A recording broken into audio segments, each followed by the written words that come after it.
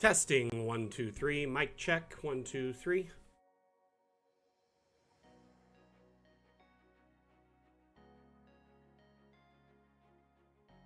Awesome. Are you hearing the music just lightly in the background?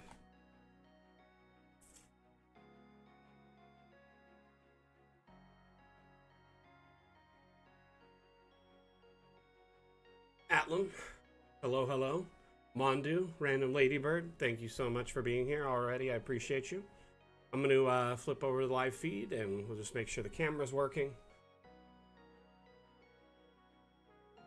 I am waiting for the Steam feed to go live. It does not appear to have done so yet, which is ever so frustrating. You have too much background noise, fan plus grandma's TV. Right, Jack, you totally hit it on that nail on the head. Dude, how have you been?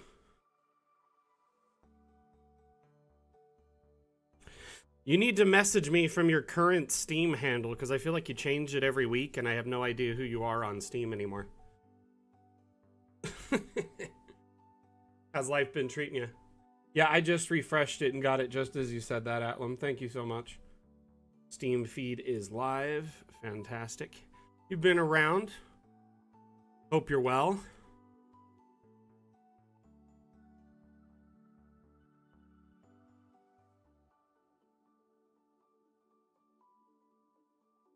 Hey, Sack. Swedish Cook. Hello. You gonna be lurking, Swedish Cook? Appreciate you being here. Thank you for the lurk, my friend.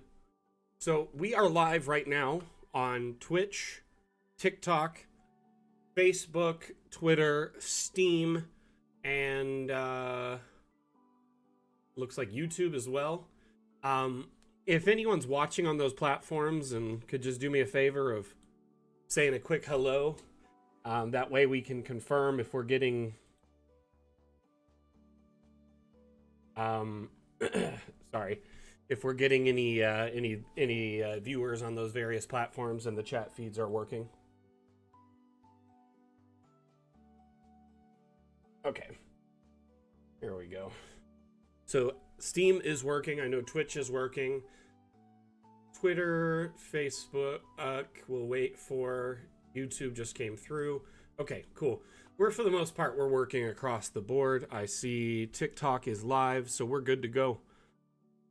Let's hop to it, and thank you so much, everyone, for being here. I really do appreciate you hanging out during today's damn stream. As always, you know, these streams are essentially a showcase of community shared maps and assets that are available on the Steam Workshop or available potentially in our Discord. This map, as an example, the Desert Palace entrance shared by Coco, is available on Steam Workshop, and I just found it a very beautiful map, a great setting piece.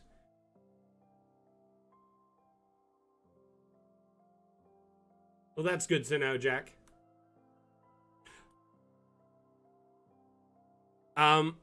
For old guys like me, if you change your name like constantly, we never know. We'll lose you really quick. Time's been good. Things have been great. Life's been busy. Been kind of adjusting to the weather here as it's getting colder. My heater died the other day, and so like my kitchen entry, like living room area was freezing cold. So we had to get the guy out to repair it. He came out, didn't repair it the first time. I guess the repair didn't take. Then he came back yesterday. He was here for like a couple of hours and finally got it sorted. Anyway, it is working now, which is great, but it is still kind of a pain, you know, when half of your house is frozen, the other half is like compensating extra hard just to stay like moderately warm, and you don't want to ruin that heater either, so you got to be careful. Anyway, it wasn't too bad. Heavy snow today, dang. Stay safe, Sack. Though I am envious. I love a good snow.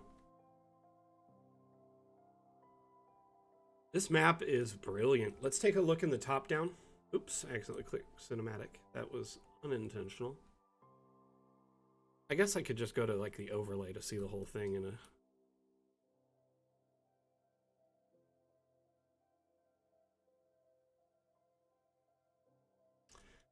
Oh my goodness, Troutfoot. Welcome back. How you doing?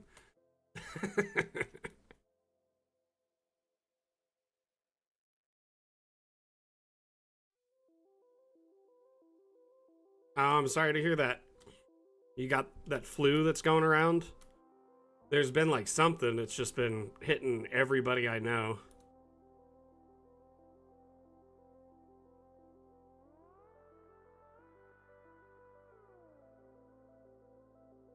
You know, I never thought of what they do here when it's hot. I don't know. I'm assuming, you know, there's spaces to handle that. Alrighty. So, throughout the stream today, be covering random different maps and assets shared on the workshop. I'm open to suggestions. You know, we ultimately want to showcase amazing maps that, you know, are beautifully detailed and have a lot of, you know, a lot to them. Like a lot of, I guess even a lot in a little space is great. And if the lighting's good or if there's like good symmetry like this, I really enjoy the map as well. But I'm open to whatever. Love to hear about what everyone's working on, what kind of maps they've been working on as of late. For their campaigns. And remember, these streams are AMA format, which means ask me anything. As long as it's related to Dungeon Alchemist, feel free to ask, and I will do my best to provide, you know, live support and answer your questions.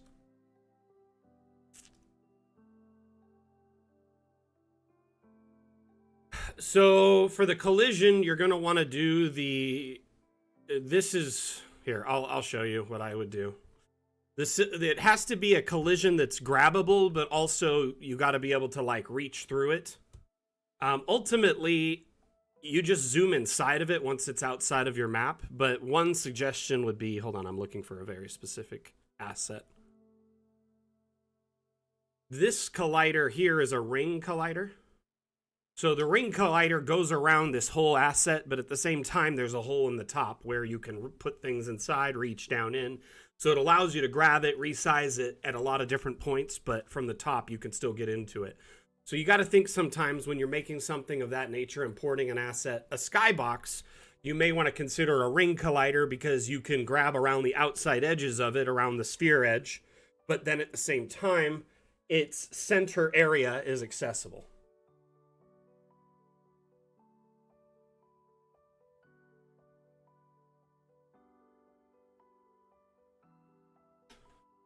The benefit of this is I can drop a token down in it, or I can, you know what I mean? I can leave it in place and still grab stuff inside of that hole. Depending on what you have built, different colliders might be better. There's all these different ones here, right? So the cylinder is a solid one. It'll have a solid top, whereas the ring has a hole in the top. Most of them are just simple shapes. A basket is a ring one with a bottom. So it's essentially a cylinder without a top. You have different options. What collider did you select for it?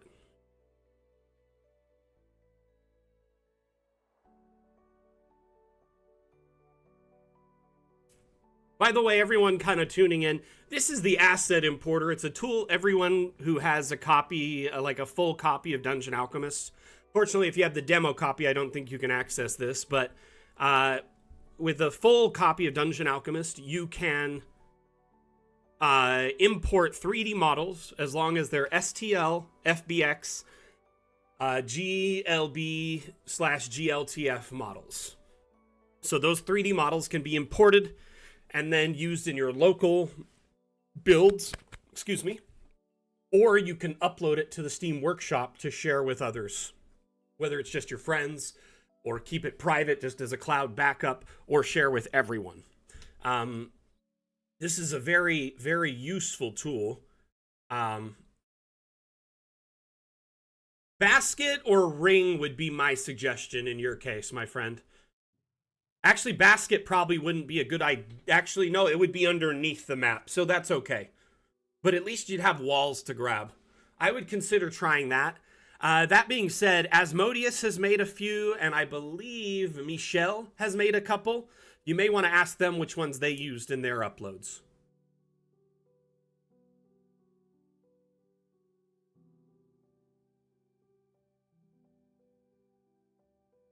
Alrighty. That right there looks legit.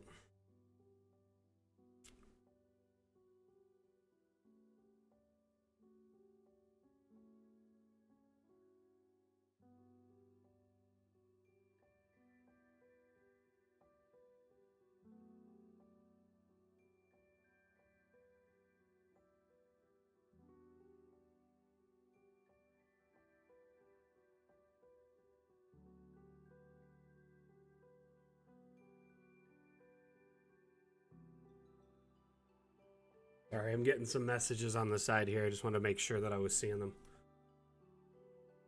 I think the ring is the way to go because it's hollow on the bottom and top, allowing you to kind of get inside and do stuff with it. By the way, let's look and see if we have a skybox and we can try and talk about this. I'll grab a skybox. So let's do the cloud one. This will fit here.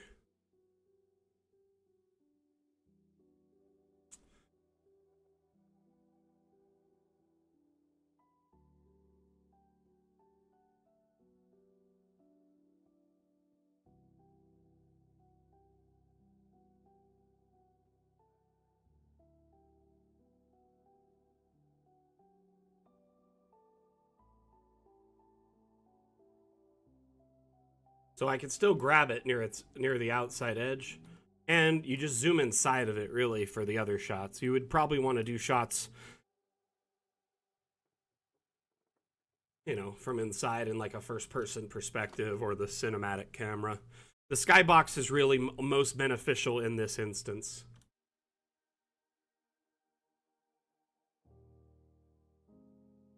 But as you can see here, you know, I'm able to either zoom inside to place the token or get outside and grab the box again if I want to move it or resize it. Really an interesting way to change the feel of a map in just a quick second or two.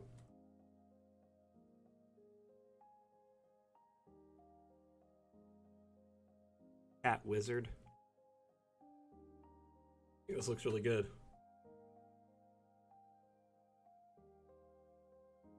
I mean, if it's a square, unless colliders are disabled, like if it's a solid, you know, collider, it won't let you through it. Does that make sense? So essentially, you would have to disable collisions to get something through it. But because this one has a big access point around the top, it lets me in. Pretty sure the camera should go through it for the most part, though. I think it's kind of a niche upload. Mainly the people uploading them, you know, only a couple of people have really figured it out. And even then, like, it's something that there's not a big demand for. That being said, I would definitely love to see more skyboxes on the Steam Workshop. And the fact that it's even possible is great. There's a few panoramas, which are nice. And you've got skyboxes galore. Sack made a collection. Let's look.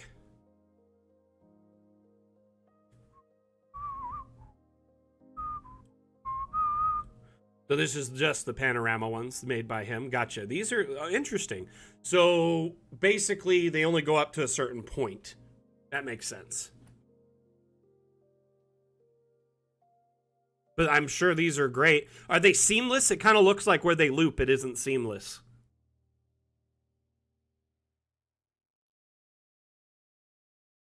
It's a...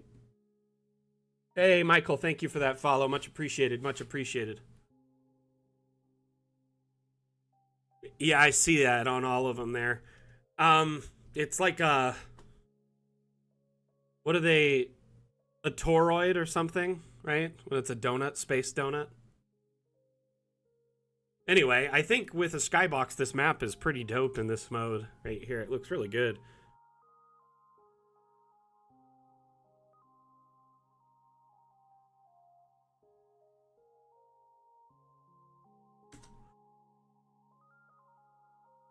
I mean, technically, right? Homer would love that, wouldn't he? Technically, a space like like a toroid shape planet is possible, but it's like really, really improbable. I'm not sure what kind of gravity constraints would have to happen for something like that to work, like effectively. But it sounds hilarious. Just donut world. Kind of like almost like like the arc or whatever in Halo, right? The rings. To a degree, they are kind of like between like the land circle shape and the atmosphere, like shielding. It's essentially a big space donut, but they're man-made, of course. Well, not man-made.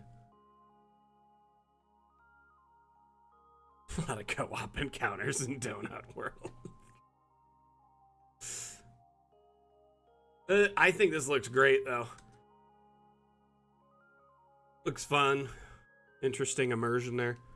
By the way, if anyone has questions about what they're looking at or, you know, concerns, feedback, anything like that, let me know. And I would be glad to provide guidance or assistance.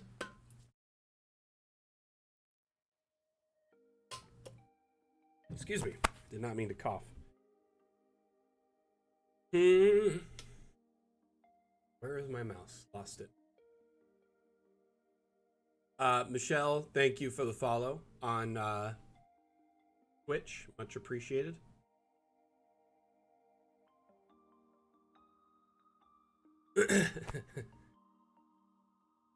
Right? I am embarrassing sometimes, am I not, Mondu?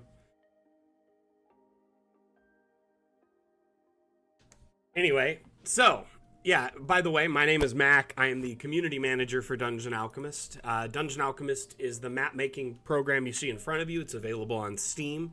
We also have a free demo available on Steam. Comes in at less than 7 gigabytes. It's a very modest demo.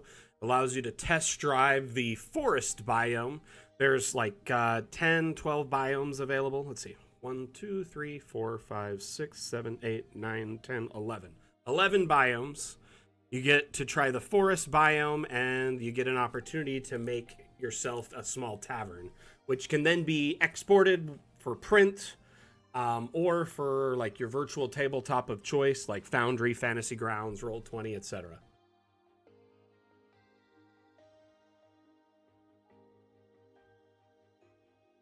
Make a little bent corner there. This one angled farther.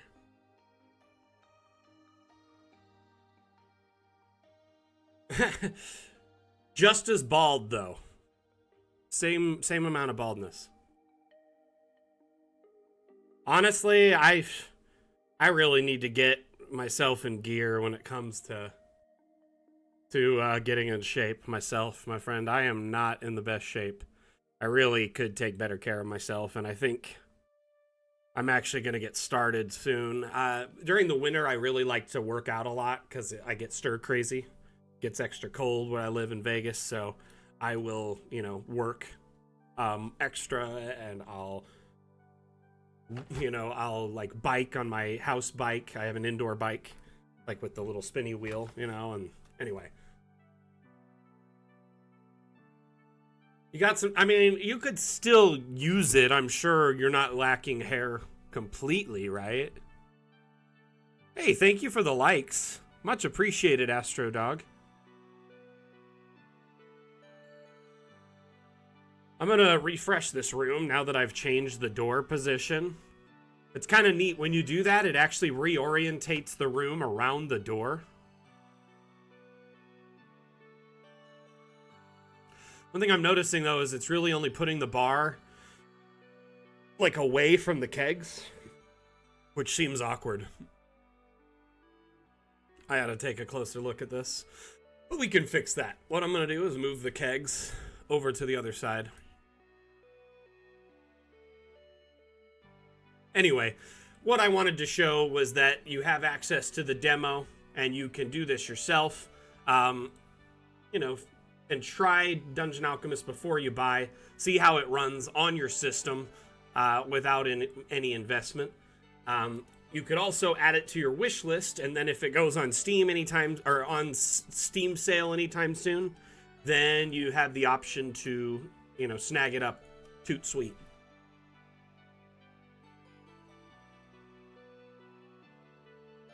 Chocolate? What? Hold up, Michelle, I feel that. Lost most of my hair dealing with my child growing up, and then the rest was like, you know, D&D players, sorted.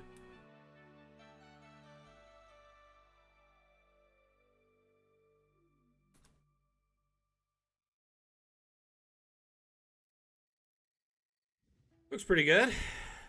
That being said, I kind of want to use a joint piece there. There's all these different counters, right? And then these. Steak and have like that can go there, right? So there, I'm holding control to let it snap. If I don't hold control, it kind of free floats when you have collisions off. It does the opposite when you hold control, it starts snapping to the grid. And it does vice versa when it's on, so it will snap, or when you hold control, it's off grid.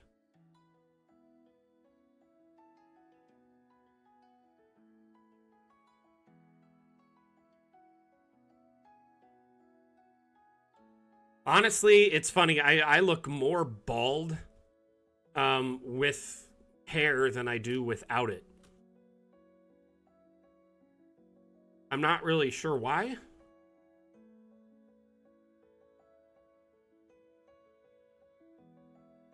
I guess because I got that, like, bozo hair thing going on.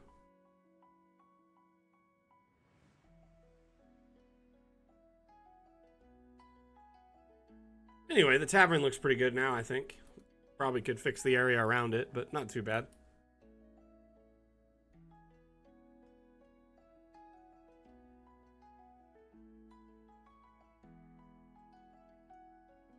Honestly, if I, yeah, like, if I don't shave, I look super bald, and then if I do shave, it's like, it definitely makes me look younger. Well, just a little bit, which is weird, because you would think being bald, you'd be, like, older. But it's whatever. I guess being, you know, shaving your head could be a choice, you know?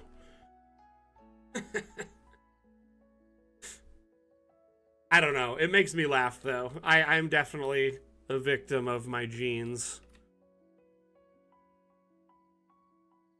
My grandparents on both sides. My grandpa balds from the front on one side, and my other grandpa balds from the back on the other. So it's like I am doomed.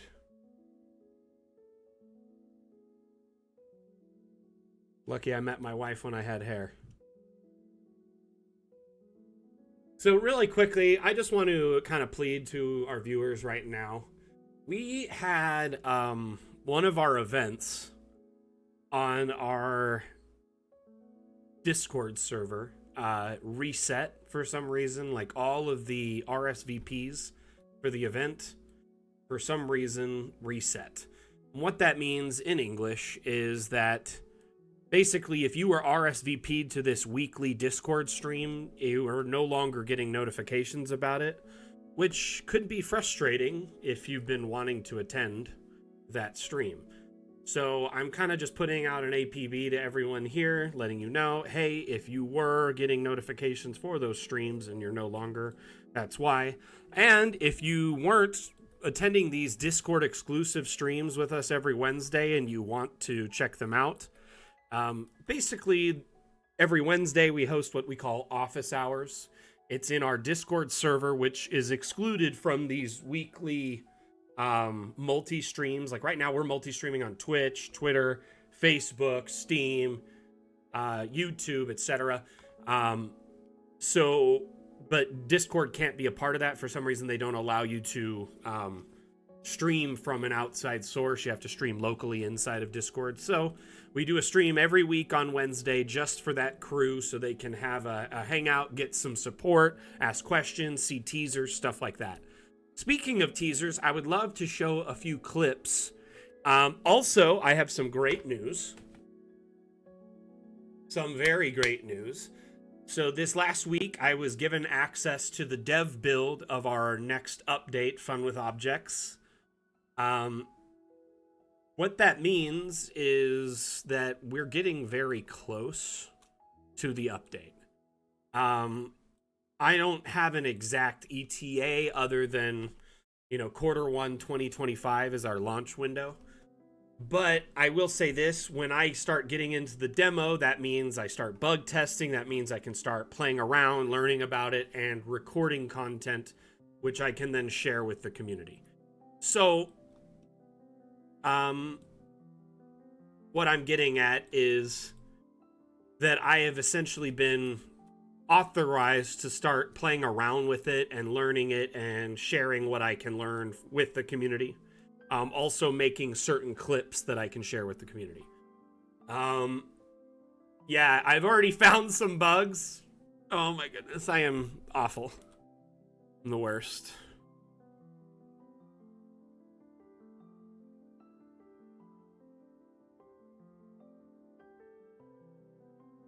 I never noticed before that in the mirror you can see the grid. That's kind of weird. And it's still there. I guess moving it fixed it.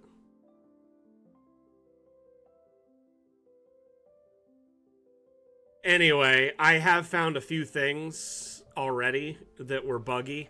And, it is what it is. But I've seen a couple things that I found interesting that I think in our community people will be happy to see. So Twitch chat is making fun of me right now. They're like, oh, you're going to get update delayed. I'm infamous for this because I found a rather large bug in our last update that delayed it by like 3 months.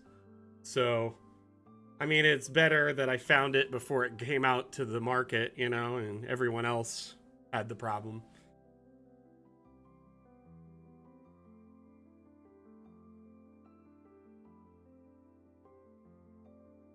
So, Stohova Shao? Sorry if I butchered your name there, but on Twitch asked, I'm unsure if this has been asked already, but will it be possible? Stow for short, I'll go with that, okay? Because it's probably easier on me. But will it be possible to change the orientation of the map at some point? So, I'm assuming you mean after export? Or do you mean while you're live, you want to rotate it after you started?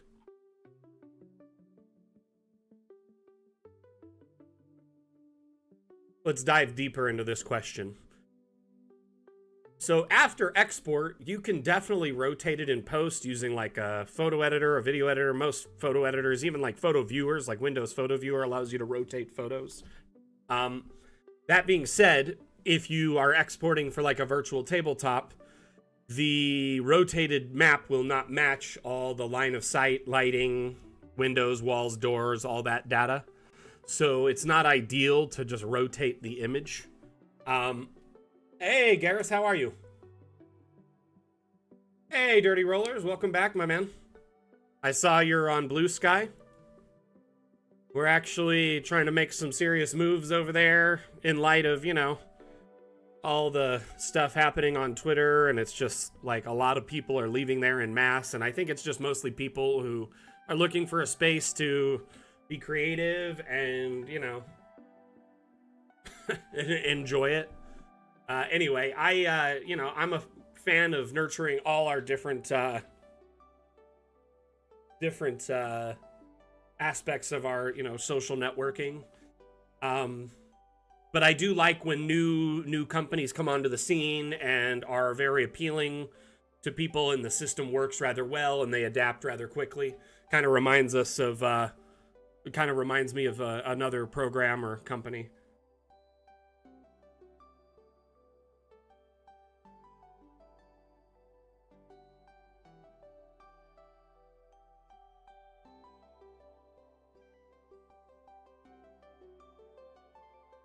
So, okay. So you want to be able to rotate a map that you plan to print? Wouldn't you just be able to rotate it once it's printed? I'm confused by that. Sorry, I don't mean to sound condescending there. Like for a digital, it becomes problematic because there's digital data tied to like all the walls and windows and doors. So rotating it becomes, I don't know, problematic.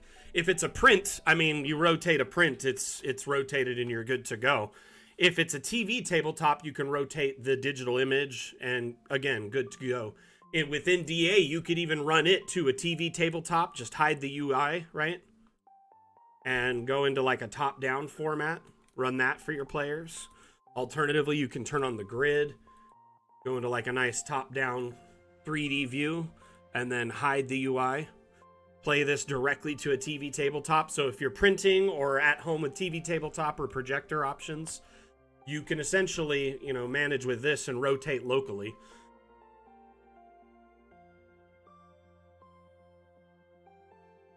Ah, gotcha, Stowe. Okay, I get you. So one thing I can recommend for now, I don't know if we have, you know, the ability to rotate the orientation within the build, you know, as you're building it. But what I could recommend is, you know, get an idea of what the dimensions you're going to work with are. And then as you start your map, remember it starts in a certain top-down orientation. Keep that in mind, you know, around the, you know, the design of your map. Try not to rotate around that too much. Remember to reorientate constantly. And you can do so, it automatically recenters by just clicking this up in the top right corner. One moment. I'm gonna turn on my mouse highlighter, I forgot. So you see this little icon here? Well, big icon technically.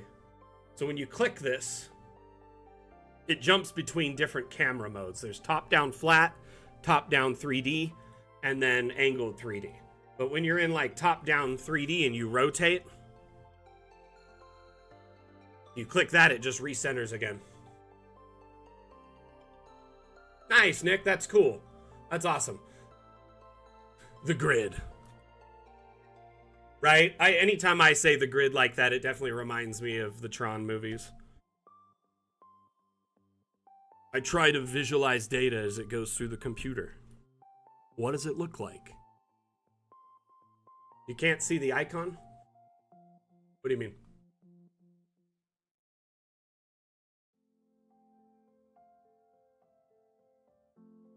This icon?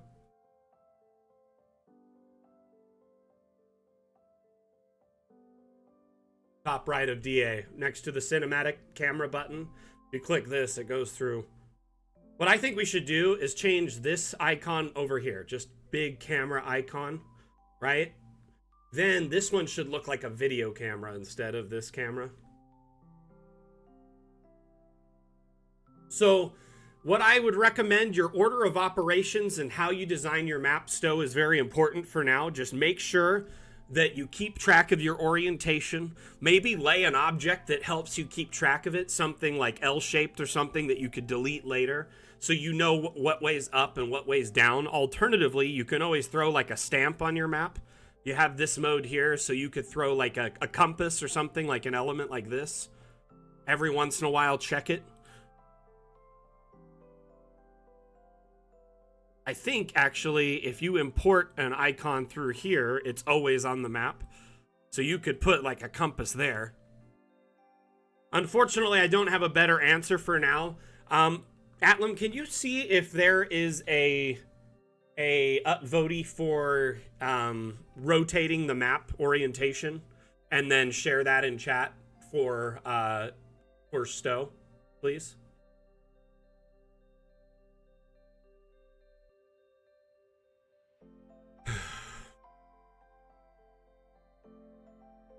Oh, awesome. Fantastic. I missed that. He is a great mod, isn't he? Atlam's great. Speaking of mods, by the way, I am considering expanding the mod team across our streams, as the multi-stream means we're, you know, several places at once. Atlam's just a madman running all over the place, covering several places at once. And so it would be nice to have some extra, some moderators. I'm just kind of opening this up right now. If you have an interest in this, please reach out to me on Discord via DM. Let me know, and we can discuss it and kind of see if it's something that would be, basically agreeable to both parties. I want to find someone who, knows DA really well, can answer questions, understands the platforms we're on, and also, is just an active member in our community who understands our community and, knows people in it. Just someone who, has a little bit of passion for DA. Let me be the boss of something. Definitely not being the boss of something. It is, it's the, it's helping out around the streams and making sure that if I miss a question, it's being addressed to me again or getting answered, and links are getting passed on and things like that.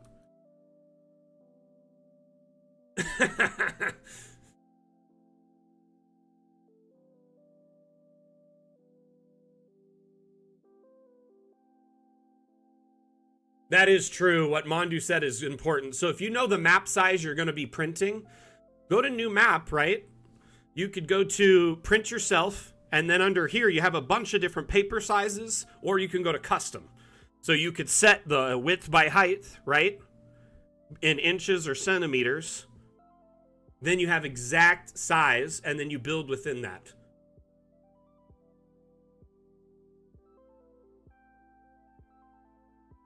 Unfortunately, the only way to look at a map that size all at once would be in the overlay mode, Nick. I think we have the zoom on a fixed amount for a reason. Dungeon Alchemist renders everything in view. So if you're viewing a 100 by 100 map and everything on it, it will cause your computer to come to a complete stall, and even if it's really powerful. So we want the ability to do that. Sorry, I just got a brain fart here. But basically, we want Dungeon Alchemist to run as smooth as possible across as many machines as possible. So we kind of set a median zoom for that. Infinite Plotlines on TikTok, are you still watching? Because I have really good news for you if you are.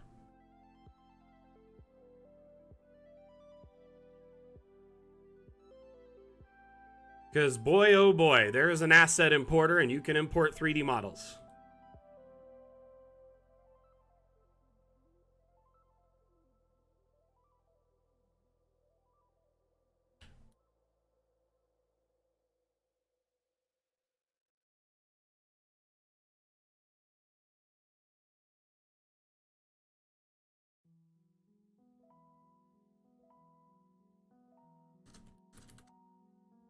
I'm just going to type out a message to them.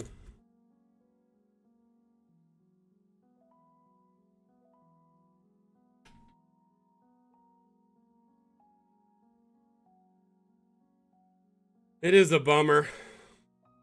So Infinite Plotlines, they asked if you can import 3D models to Dungeon Alchemist, and yes, there is this tool, and it's been in Dungeon Alchemist for a year. There's over 6,000 3D models shared by our community on the Steam Workshop. If you go to this tab, you can share maps.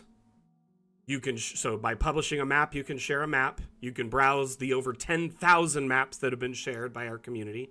You can open the asset importer and import a 3D model to use for your own local collection or to share on the workshop. And you can browse the over 6,700 3D models that have been shared by the community already. Definitely possible to do so.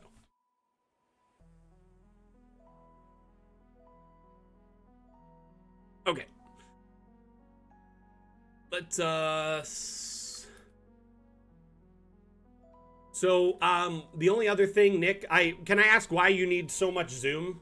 I like to understand why before I, be like, this will never happen. I'm just telling you why we don't currently offer a max zoom like that.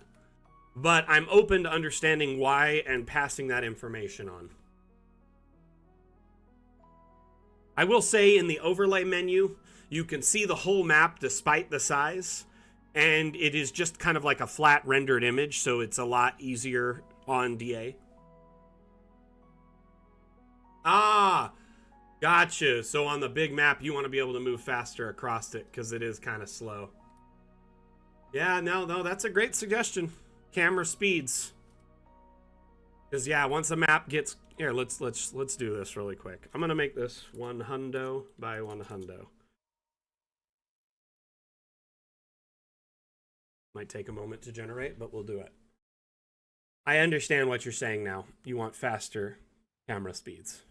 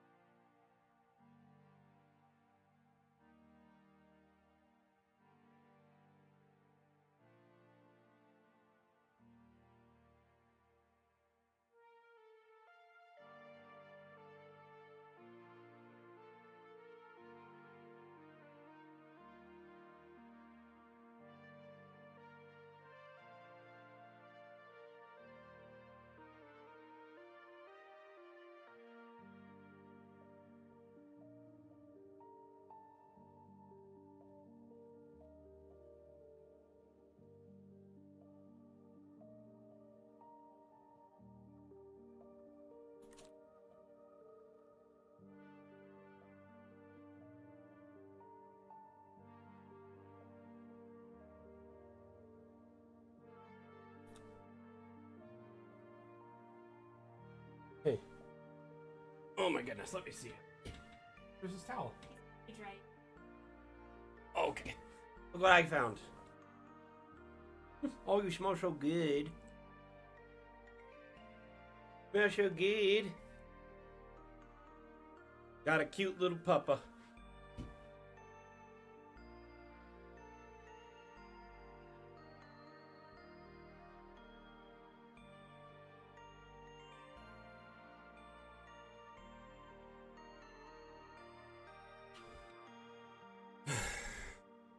So basically,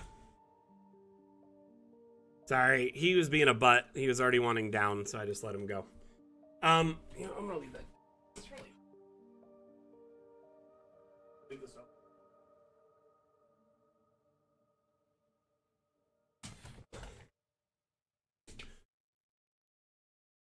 But basically, yeah, it gets really hard to zoom across the map, right? If you right click though, much faster. So you can drag across much quicker. Nick, that would be my recommendation for right now. Is to click and drag. Unfortunately. A couple weeks ago there was this idea kicked out of like a mini map overlay option. Maybe something you could flip on, like a UI element that shows a mini map like it would, like if you're playing like an RTS game like StarCraft or Age of Empires or something like that, and you have the mini map and you could click on that world mini map and then it jumps your camera to that location. I think that would be the ideal way to go about it.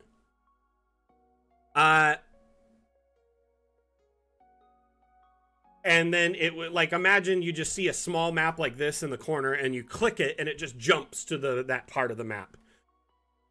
A few tools like that improve workflow, I definitely would enjoy. And that's one of them. Excuse me, I think I got a dog fur up my nose now. So the Dam Challenge, Dirty Rollers, how long does the current Dam Challenge have left? So really quickly, the Dam Challenge is an ongoing map making contest we host on our Discord and various stream platforms. Basically, when you save a map in Dungeon Alchemist, our proprietary map format is called .dam or Dungeon Alchemist Map. So we have fun with that, lean into it a bit. The Dam Challenge map making contest is a bi-weekly map making contest that allows everyone in our community to kind of have a friendly competition, show off their skills, and compete for a chance for a $10 Hero Forge gift card among the ability to get their work seen and shown foremost on our Dam Challenge stream and also in our weekly newsletter, the Cardomancer Chronicles. Now back to the question. You have until next Friday, end of day, midnight in your time zone to enter. So you have quite a bit of time, actually.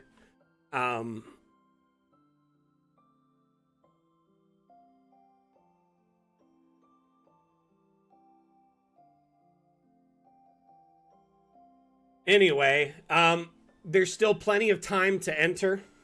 So let's see here. You have till the 29th, end of day in your time zone.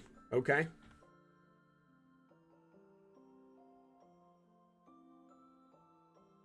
But anyone can participate, and you basically just have to make a map that is 9 by 6 or less. That is the main thing. So it has to be this big. That's it.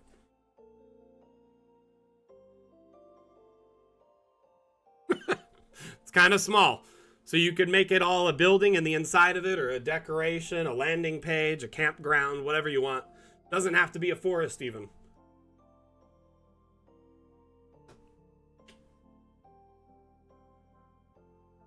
Alrighty. Kind of moving on from that. Thank you for asking. I get to tell everyone about the damn challenge at the same time. So again, really quick recap. Map 9, the current theme is 9 by 6 or less. You make that map, you submit it to the Damn Challenge channel in our Discord. There's rules pinned at the top that you must follow to qualify. So just make sure you follow those rules. And then if your map is the winning map, it's the first map featured on the Damn Challenge stream next Saturday. You win a $10 Hero Forge gift card, and your map is featured in our weekly newsletter, like this one is here.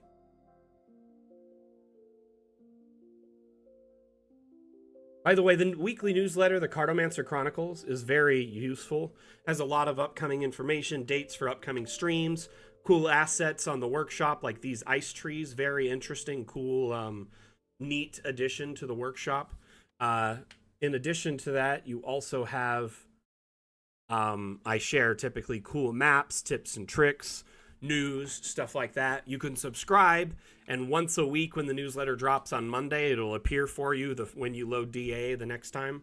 So let's say you load DA on Tuesday next week, it'll load up that first time, and then once you exit, it won't show up again until next week. Alternatively, you can click that checkbox here, and it'll unsubscribe, and then you could just check it every week. I see you, Stoho. Sorry I didn't have a better answer for you for right now. Stow. Okay, so what I'm thinking, obviously the upvote there will help. Definitely, comment on that as well, because that helps algorithmically for the upvoting process.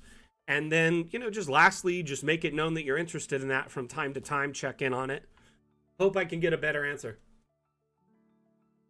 Stohove? Okay, Stoho? Is that what it is? Ah! Gotcha. I see the W in it now. You do a double V, and it looks like a W. Is that what you were going for? Or is that actual pronunciation? That's cool. I learn new things every day. Well, thank you. Well, you have a wonderful day, my friend, and you're welcome back anytime.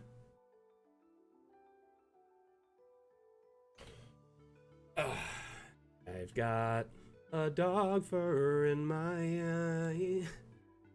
Okay, let's pull up another cool map, shall we?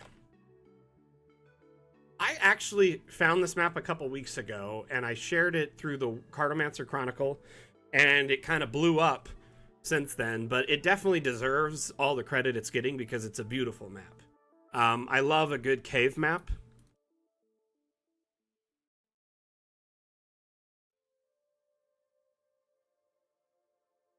Nope, Mondu. 9 by 6. I'm very delicately saying 9 by 6. Specifically and purposely saying 9 by 6. I was going to do 8.5 by 11 or less, but there is some pushback on whether that would be recognizable to people in, European nations where they don't use American letter and inches and things like that. So I caved, albeit the number arrangement had me a little nervous. So 9 by 6.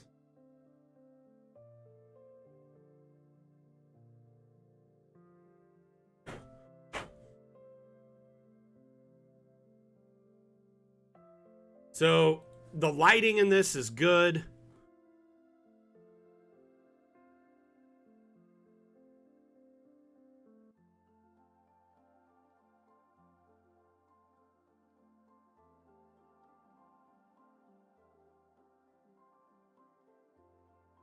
Oh, we were?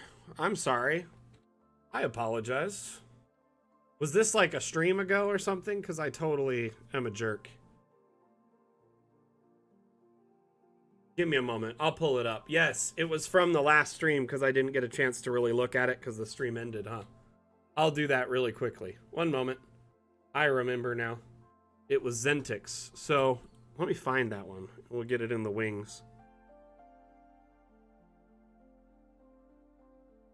I swear there is something in my eye.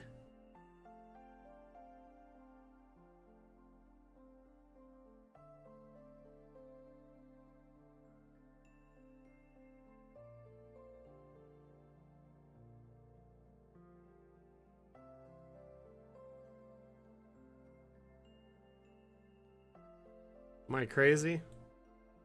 Wouldn't be back this far, should it? There it is. Isn't it this one? The orbital platform? Yep. Okay. Let's open this one back up. We'll take a look at it. We're going to have to download some assets.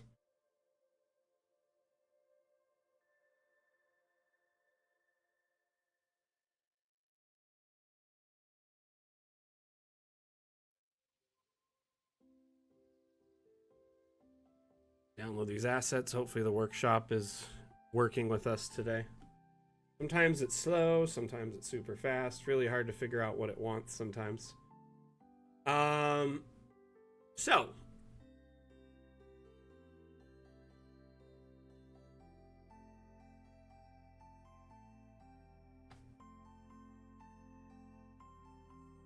Nice. I hope you come up with some cool designs, my friend.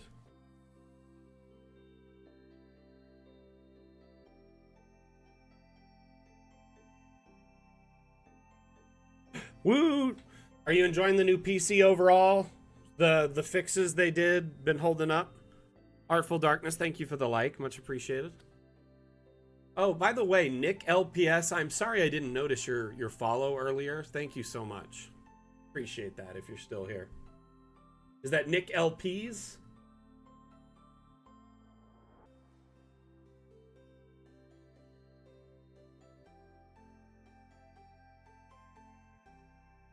Nick LPS, gotcha. Cool. Just a random name, fair enough. Hey, it got us talking about it, so.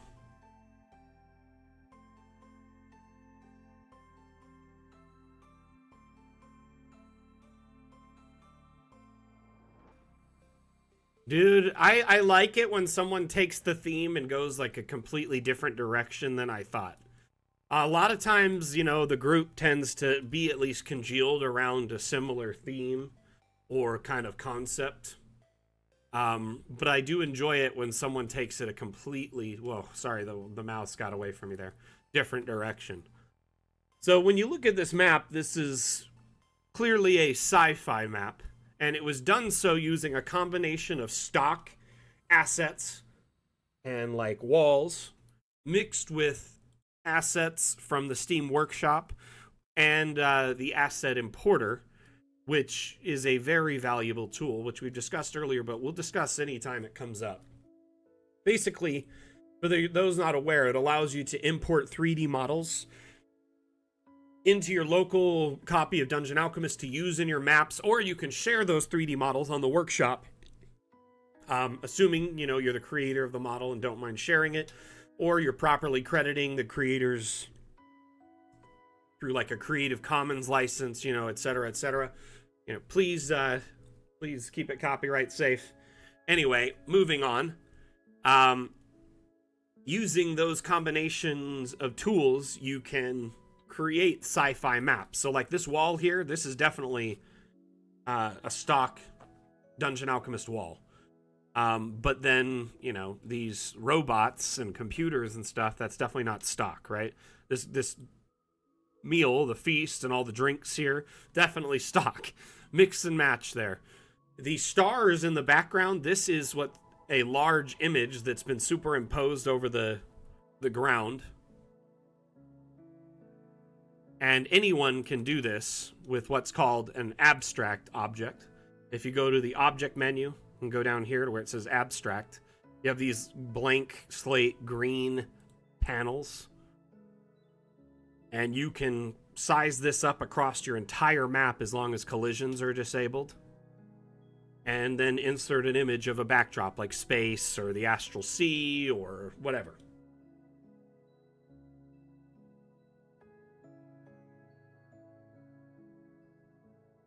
It's placed on a wall, though, is it not?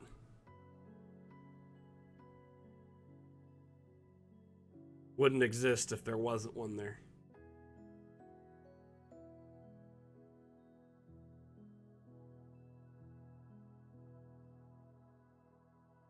So notice how, like, this here, you can then insert an image into it. Let me just insert this backdrop as an example, but you get the idea. Could be space, it could be anything.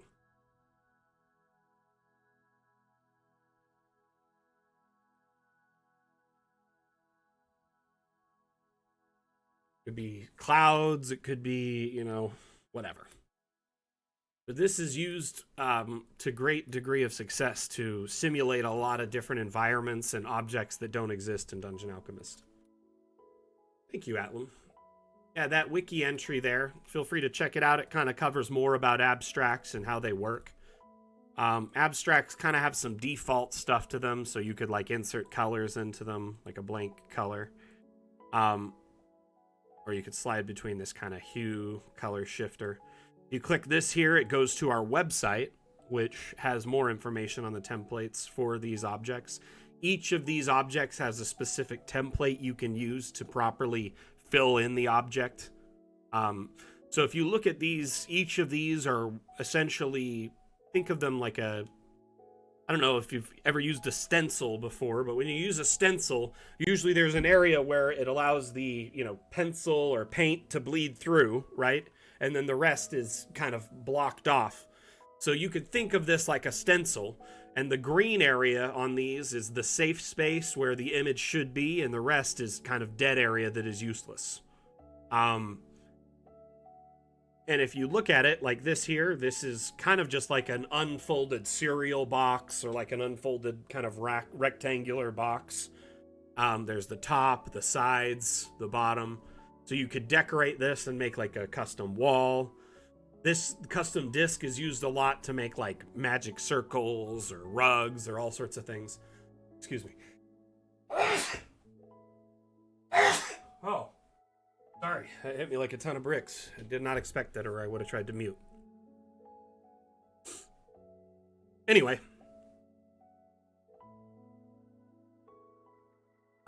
Thanks. And you can insert images into them. So I have a few images on tap. Like here's a magic circle, right? So that makes kind of an interesting, fun thing to add to stuff like this. Almost looks like a glass over it that way. Also makes a shadow of it, which is neat.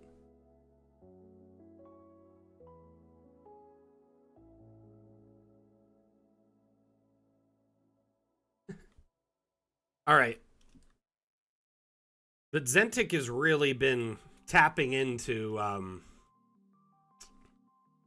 lot of sci-fi content lately, using these assets on the workshop or uploading their own, and I'm really impressed with the various themes and ideas and builds they've come up with using just the limited set of objects.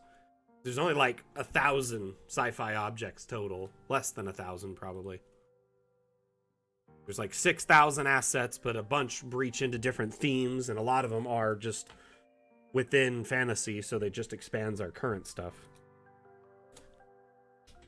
If you search sci-fi here, you have 10 pages, 500 assets.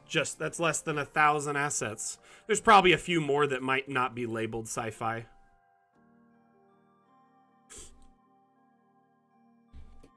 Probably type space, get a couple more. Some of them might be labeled as sci-fi, some aren't. You know what I mean? Anyway. So between 500 and 1,000 sci-fi assets available. Not bad. Alrighty. Move on to another map really quick.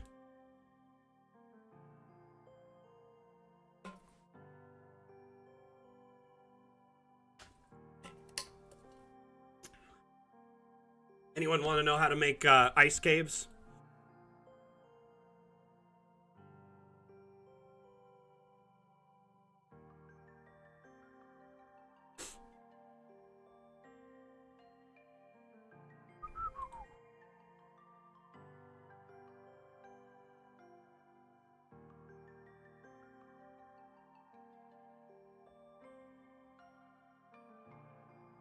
So what I'm going to do is I'm going to generate a cave system with a river in it. This is just a normal cave system. I'm going to go, let's go 60 by 60. Do the size based on, you know, your computer's specs and what it can handle. So we have caves is the terrain we're going to pick, or the biome. Then I selected cave system. I'm going to do empty cave, or we could probably do a crystal cave. That would probably go good with the ice, but let's just leave it empty. And then lastly, I'm going to set river, which I will change to ice after I do this. I'm going to leave the weather off, and I'll show you why in a minute. And then lastly, there's no room placement options. Torches, I'm going to leave it off. That way it doesn't generate lights inside the cave. So let's hurry and generate the cave really quickly.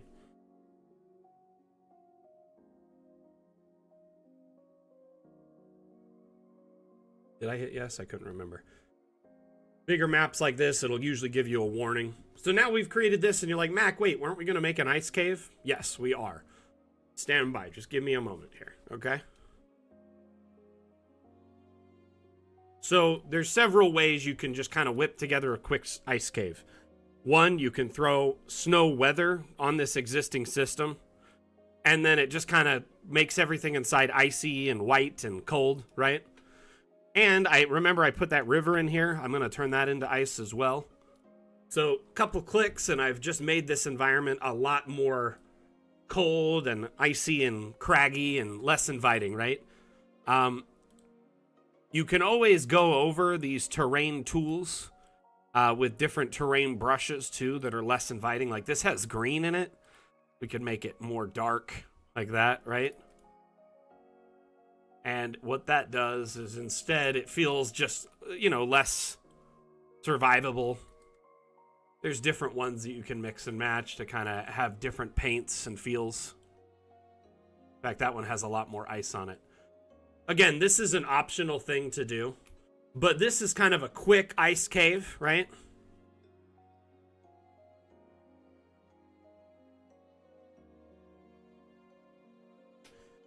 Now, you can also switch to the snow terrain, right? Now that we've got this cave system generated, right? Alternatively, you could just use the cave system thing in snow. There's different approaches to making it.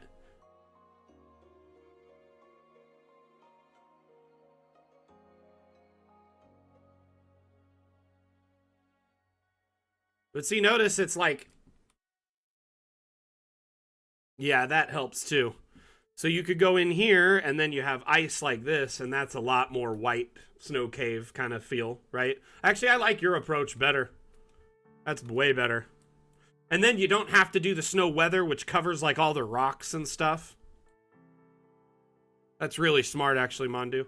So what you would probably want to do, so scratch what I taught you. Generate it as a snow system with a cave system. Do a, you know, you could do a freezing river. It generates it frozen. You turn off that snow weather, though. Right? Boom. Generate it. Yeah, I was going to do a little bit of both.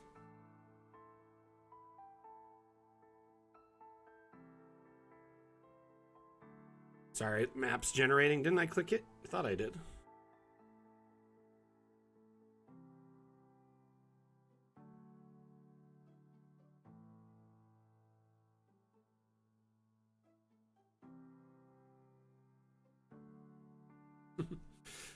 I'm gonna just ice that over. We'll try out this ice. Oh yeah, that definitely looks like ice caves, but probably I would go over it with the snow first, right? Hit it with that really good. We'll just do it in this section to try it out and see what it looks like. So you have this under layer of white, and then you hit it with the blue. Oh. Wow, that's clean.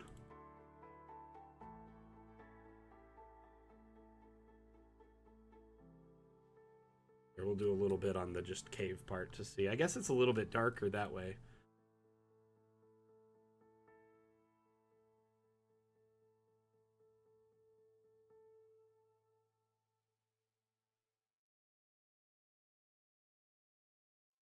They're both really nice. That is really cool. I'm gonna talk to the devs about generating this by default in like snow caves. This should be like an ice cave, right? Or there needs to be an ice cave option to generate. Because this is cool.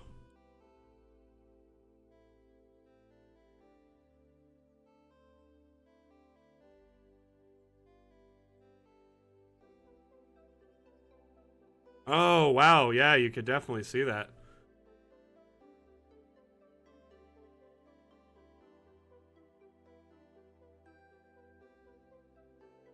That's really cool.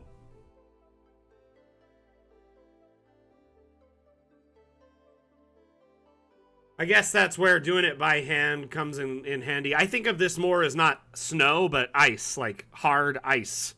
You know what I mean? Permafrost.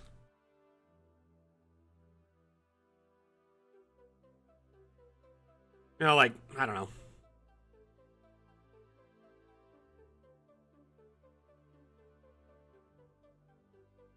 Some sort of ice cave. Ooh. Here. Let's add some lava in here. Of course, now all those stones are useless. So, okay, in the new update, there is something I saw yesterday I think some of you will find interesting. I only discovered it last night before I went to bed. It is a new kind of toggle in the object menu, like a slider. And that slider is like here, right? Just below the place objects thing. And it allows you to set the default scale of objects to really small or really large. So when you're like grabbing an object, it'll either be defaulting it to a much smaller size or a much larger size.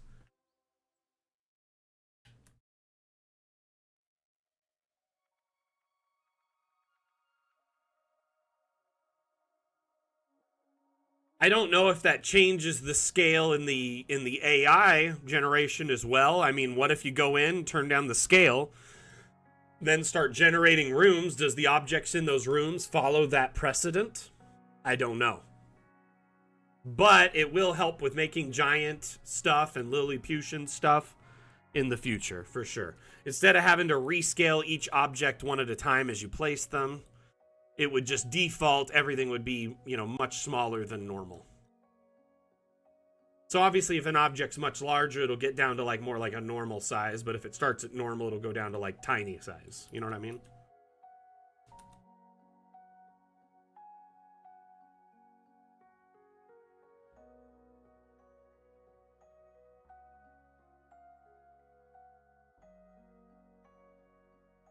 Part of me wants to show you the new update, but I can't. I cannot.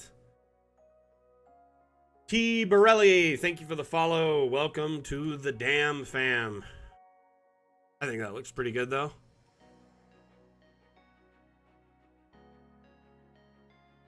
Hey, Trooper.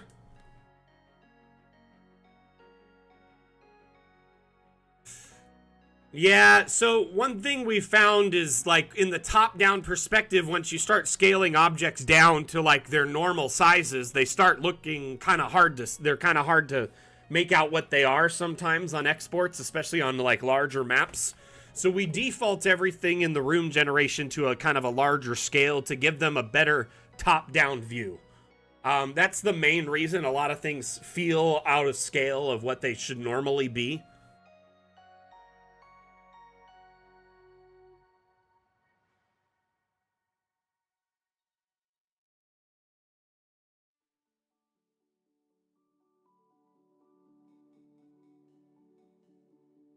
Generate a plane and we'll do a spiral. with river. Go. By the way, welcome to the stream, Trooper. Yeah, it does seem pretty handy. A lot of every update, they add a lot of neat things that really help speed up. Oh my gosh, did I just make like a yin-yang symbol, kind of? Cool.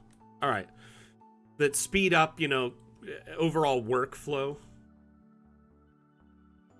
Suddenly, yin-yang. Yeah, that was an interesting, like, basically, almost.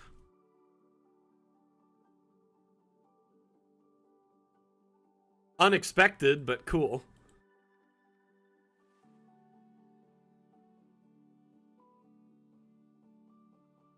Faye Pepsi, right? It does look like it a little bit. Pepsi. All right, let's see here. I honestly think that looks really clean. The Golden River always looks really, really good in the Fae, in my opinion.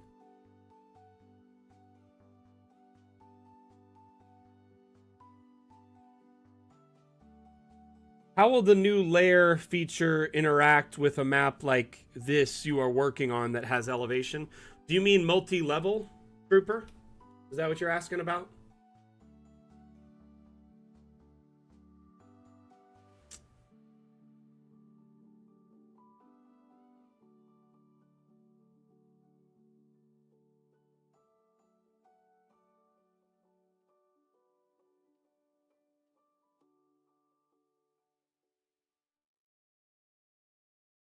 So in the new update, you'll be able to transition between levels using either a new UI interface or a series of hotkeys. So it's plus or minus, plus goes up, minus goes down. And then you also will have a new UI piece right here. And it shows the level you're on, 0 being the default kind of start, ground level. And I think it should say G there, personally, but that's just me. But then as you go up, there's an up arrow, and it shows the different levels. I have a video that shows the interface. Here, let me pause this.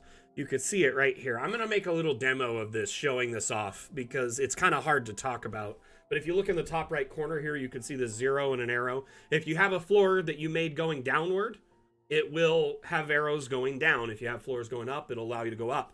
Now, you can cycle between those levels and export each level as a separate layer. And that layer can be then made as a separate scene on your virtual tabletop.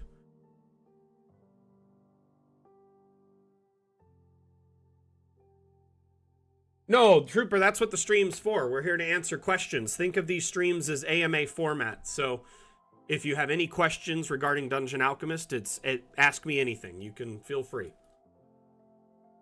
So do not feel guilty at all asking questions about Dungeon Alchemist in the official Dungeon Alchemist stream. I will never hold it against you, okay?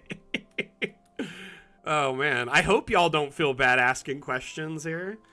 Oh, my goodness. Let's make us a little witch hut over here in the corner. Oh, a couple other things I noticed when I was playing. They've improved some of the UI feedback on the room draw. Like when you're adjusting a part of a room, it kind of highlights that side with like a bar showing the portion that's being actively adjusted. So it just gives you a little bit more visual feedback to let you know exactly what you're adjusting. I like it.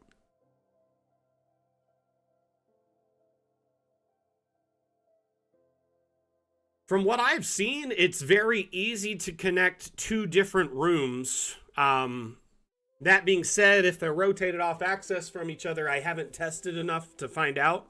But I know you can do like balconies, bridges, and other connecting things between them.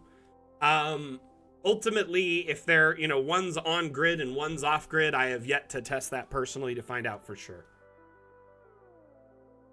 It would be cool if we could create like a hallway between the two and it dynamically, adjusts the hallway between the walls and makes the doors for it. But I don't know if that's something they've integrated in this update or not yet. I've only had access to the dev test, which is like early alpha, for like 2.5, 3 days. So I've been playing around with it little bits, just experimenting, seeing what I can find, and going from there. I mean, currently, yes, there needs to be a grid square empty between the two to have a transition between them.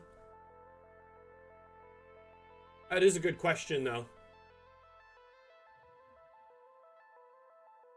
Is it Katrine Jupiter? I'm sorry, I don't have a better answer for right now.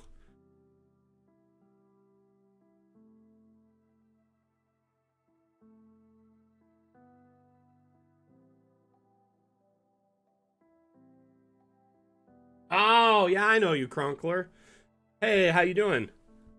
I actually saw you watching on TikTok earlier. Is the feed bad today there? I know sometimes the stream is a little funky on TikTok, so I apologize if it's giving you guff.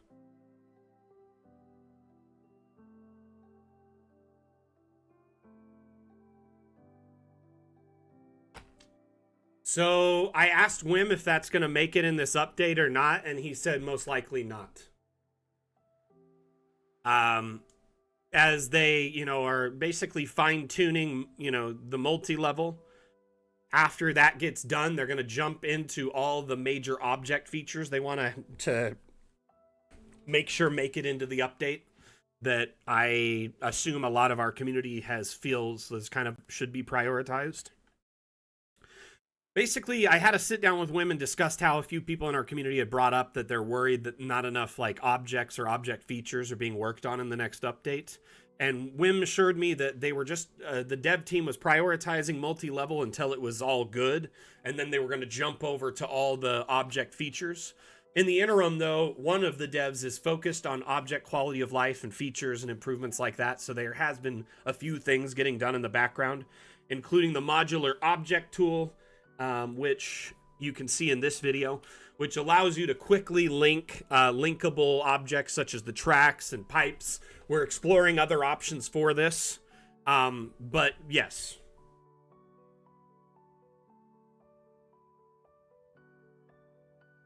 So, yeah, one thing with multi-level we had to do is we had to depreciate every single pillar, every single staircase, every single pretty much object that clips through the roof above, that would clip through the roof above, had to be remade, restructured, fixed. And then we have to test that with all of the new roofs. By the way, stairs dynamically clip through the ceiling above them, so whatever stair you put in place will create a hole, so it joins those spaces. Right now it only makes square cuts. I'm wondering if they're working on round cuts for round stairs. I don't know for sure, but it seems like it'd be possible, as we can now make round holes and round rooms. So why not just a quick little, 2x2, 4x4, 6x6? It also would probably allow them to match up better. Keep in mind, there's still about 20% of the overall work on the levels that needs to be done to make sure it works. In my experimentation with it, I don't know if a lot of the rooms have been trained to add stairs yet, because a lot of the times they didn't usually have them in most cases, right? Some rooms will, but not all, right? And I think we need to go through and retrain stairs into that. I will say this, though, all the downstairs, so we have stairs split into two categories currently, right? You have stairs in structural here. You have up and downstairs. Downstairs are typically, a lot of people tend to kind of have frustration around them because they cut into the ground. They cannot be resized because they have like a fixed location in the grid mesh, and as a result of which cannot be resized. So because of this, they get a little bit of flack, and people are irritated about, how they work and why they're that way. Basically, we found these didn't interact well with levels, so we opted to get rid of them and just do all upstairs. So every stair option is available in the upstairs. Upstairs, coincidentally, all stairs, luckily, can function as upward and downward stairs, so it works both ways here. Good to go, right? So you can either go down to the level by pressing minus or the down arrow and then just quickly add a stair in that room wherever you want it, and it'll cut a hole in the room above, if there is a room above. So if the stair didn't generate automatically as part of that room, then yeah. Or you could put it in that room and then generate the room above, and it'll automatically cut the floor to that stair.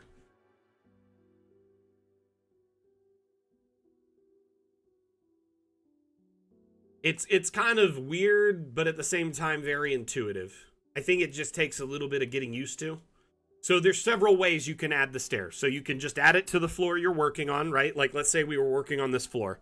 We would add a stair here in the room. Let's find one. Let's say we did one of these, right? Then you would generate the floor above. So you'd push the up arrow, right? And then it would just have a ceiling. At which point you could draw a floor and make the next room. So you could fill out the circle and then it'll make a new room. Boom. And then once it generates, it'll have a hole cut out where the stair meets up. Yes, the export will have the hole cut out and you'll see the stair in that hole. It is going to be a little bit different than your current workflow for sure, but obviously, you know, new features means new workflow.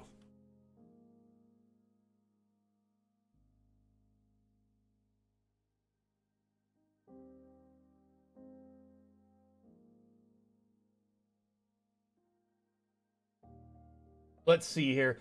So same way, if you have them clipping to higher levels, it will clip down in terrain. Honestly, I wish I could just show you all how it works. Oh my goodness.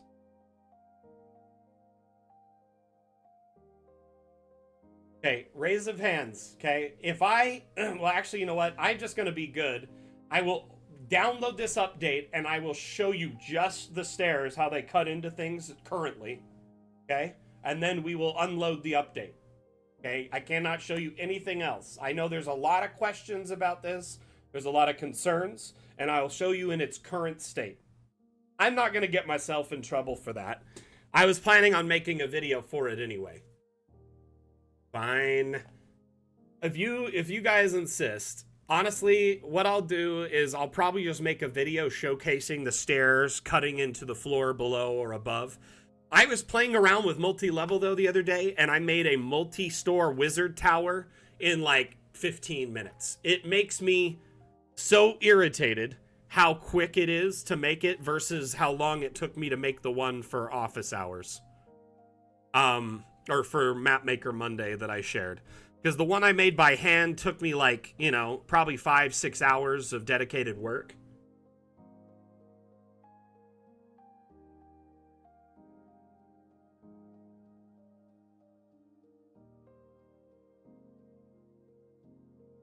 So honestly, Trooper, the stairs will still generate depth going downward. If it's just, the stairs are just stairs. There's no up distinction between up and down anymore. They're just stairs. They work in both directions. Does that make sense? So you don't need to worry about the distinction anymore.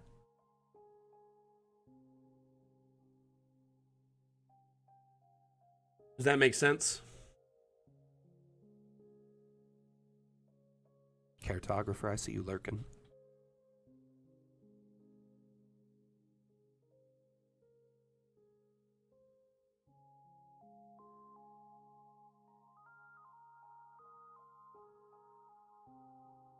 Like this map, I built every level by hand. This roof is a custom roof. Almost everything about this was thought out from the ground up to make sure it worked, right? And it took hours and hours of work. Every layer, every level has all the objects on top of them so you can move them as a solid piece. It's a pull apart, right? I could probably design a 5-level tower with like a 3-level basement in like 10-15 minutes, have the entire framework made, and then I just got to go through and do all the decorating by hand that I prefer. And it would probably take me, you know, maybe 3 hours, 4 hours to like, or less. So for the entire build, I'm thinking from top to bottom, like a 6-7 floor tower would take me less than, you know, 2.5, 3 hours.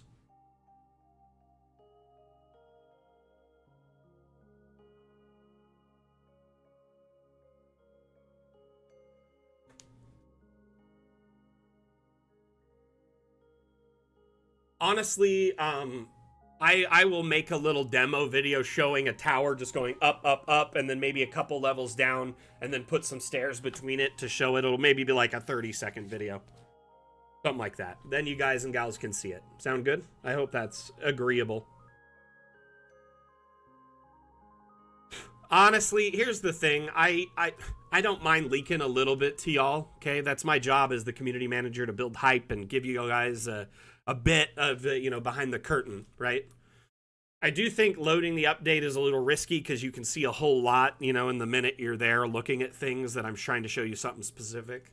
But ultimately, I think a video I have a little bit more control over. So yeah, I'll do that. I got a little excited, wanted to share it with y'all. But I'm very excited for these transitional spaces because I'm thinking you'll probably be able to do like tunnels, at least tunnels that are like walled, you know what I mean, to a degree.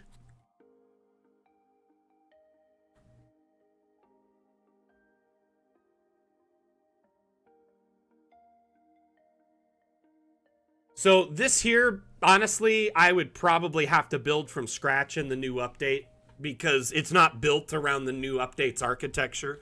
I built it around the existing architecture within DA, which in order to do any level above the first level, I'd have to pretty much just use objects. So everything above the first floor, in fact, everything in this build is objects because I wanted to be able to pull it apart and move it with ease. So even the first floor. And what I did is I made sure that every object snapped to the same point by holding control. I disabled collision so I had more freedom of movement. Then I snapped each one to a point.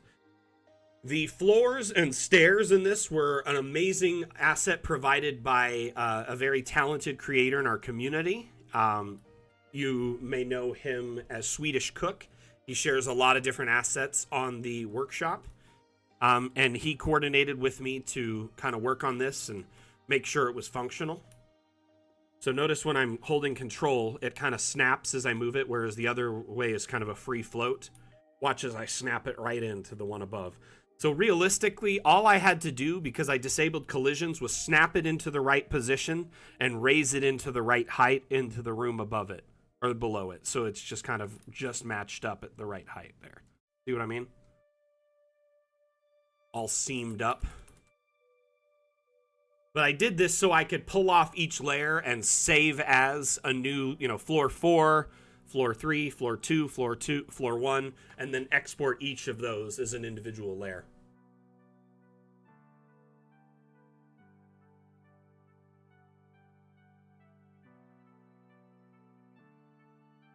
So in the new update, multi-level, the floors above level 1 and below level 1, you can use the AI to generate them, our proc gen, procedural gen, which will then automatically fill those rooms to the shape you're building. So yes, you can.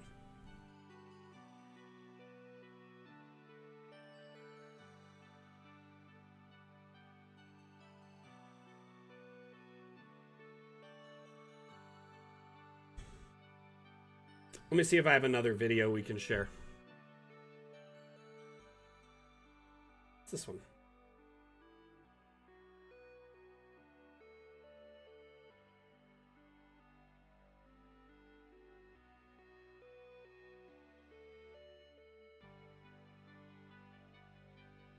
Wim makes these videos and he doesn't show the little interface over here because it's cut off because his screen's so big. So you don't see the interaction on this side, right?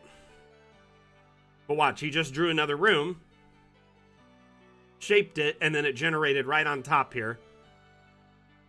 You can kind of see it in this demo a little bit.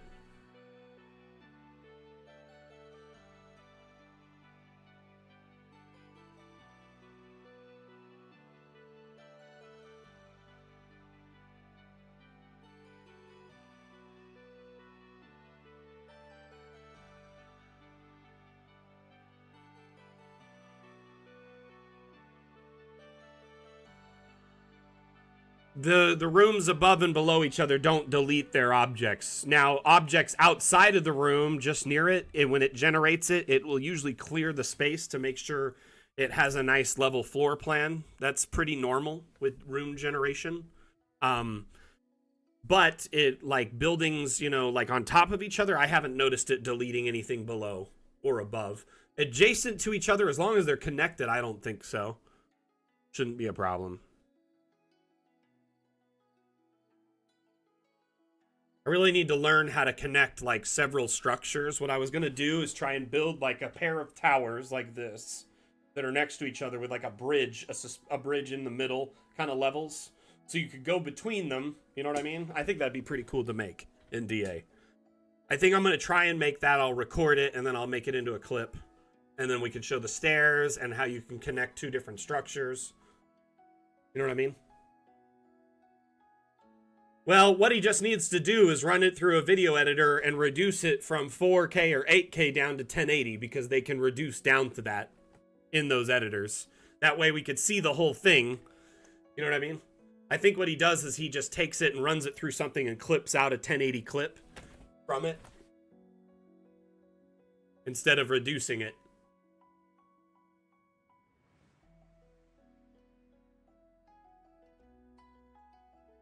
So the other thing I was experimenting was making a tower with a hole cut out in the center so you could do like a spiral stair going up and then intersecting at different levels, right?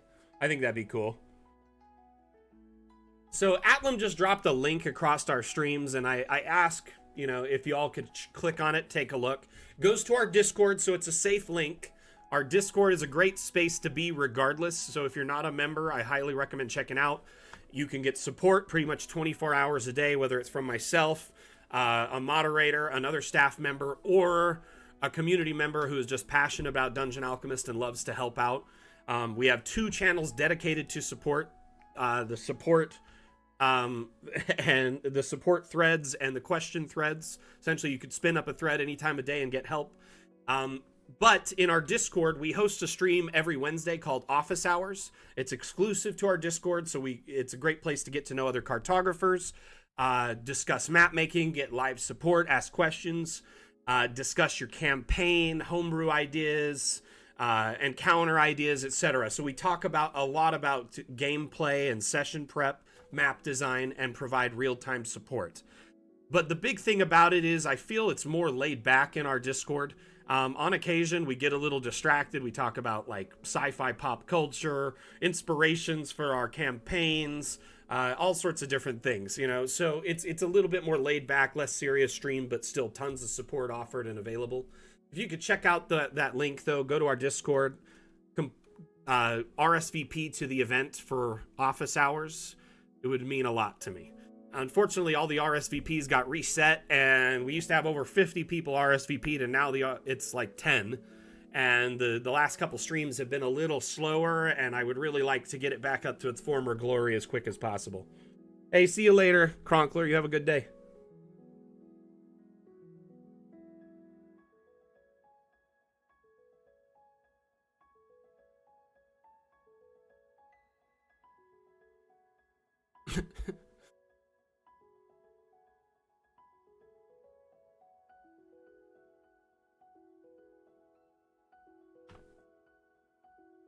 Let's take another look at this cave.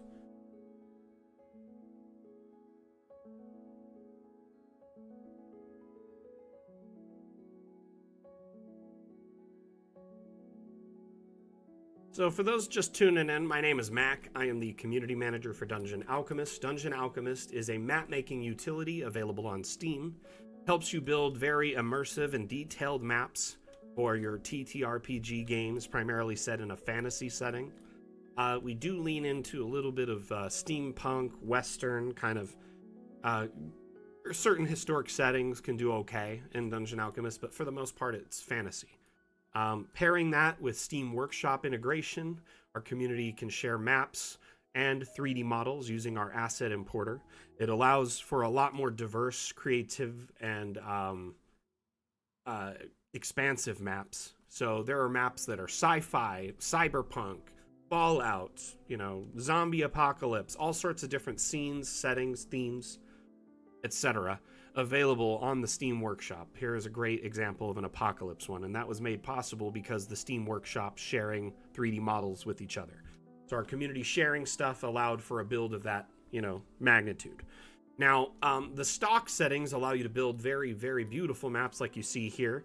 If you're interested in trying it out, we have a free demo available on Steam. It's a modest demo, less than 7 gigs last I checked, and it allows you to kind of try before you buy, see how Dungeon Alchemist runs on your system. If you like it, you can keep using the demo, and you can, you know, export your maps for print or for your VTT of choice. Keep in mind the demo only works in one biome and one room type and a handful of objects, not everything available. It's a very small slice of the overall pie. But it is a great way to kind of see how it operates on your system. Additionally, I would recommend, with all the upcoming Steam sales, that if you are on the fence about Dungeon Alchemist, or you're looking to get it and you're maybe, you know, this time of year your budget's a little bit tighter, which I understand because, you know, the holidays, you got a lot of other commitments, family, friends, maybe travel, you know, obviously your bills and the ever-mounting cost of everything out there. So if you are looking for the best deal on Dungeon Alchemist, drop a wish list, add it to your wish list, and what that does is it'll send you a reminder if it goes on sale. Anyway, sorry for the shameless promotion there. Thank you so much for hearing me out really quickly. This map, though, absolutely astounding. So it's called Owlbear Cave, but I could see this being used, you know, for a spider lair. It doesn't have to be for owlbear. You could pretty much just get rid of the nests and you'd be good to go. But it does work great for an owlbear lair. Owlbear lair over there. I'm a rhymer and I didn't even know it. Let's take it easy on links for probably the next 20, 30. In fact, till the end of the stream, we could probably hold off.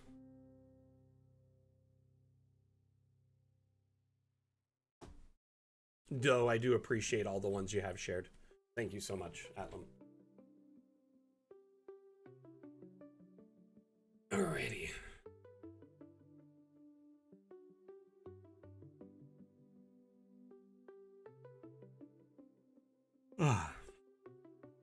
One thing I like about this map is the creator went and put this rock pillar on top of the existing rock face.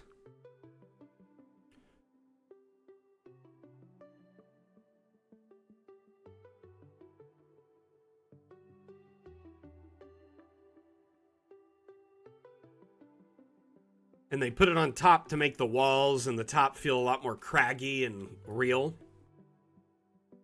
I will say this, though, in doing so, they have removed the natural rock walls that would export with the virtual tabletop settings. So, if you look here, notice how the top of this is black? It's kind of like a solid dark color. That is what you want this to look like. Reason for this is all that black area automatically creates a wall that will export to your virtual tabletop. So if you do the whole area with that kind of draw cave tool and then go over it with rocks. So what I did is I raised the rock up manually so it has no collider, put it at a height I like, right? Let's say, you know, about there. Then I can hold shift and just kind of duplicate it and cover that whole area like they did. And now it looks real, but also blocks the line of sight. Yeah, it would have to be printed for sure, or you'd have to add in all the walls manually in your virtual tabletop of choice. Man, why am I sneezing so much today? Excuse me.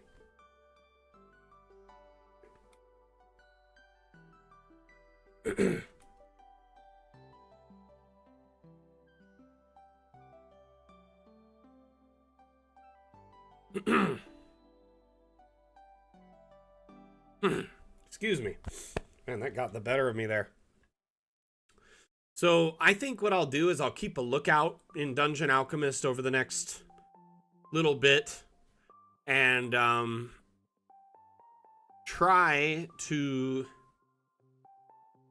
keep an eye out for things I can share with you all, give you an idea of how that'll work in the new update. A couple little clips here and there. 32 in a row, dude. How did your heart not shut down? That's insane. I'm glad you're still with us after that. That could have gotten you to the moon.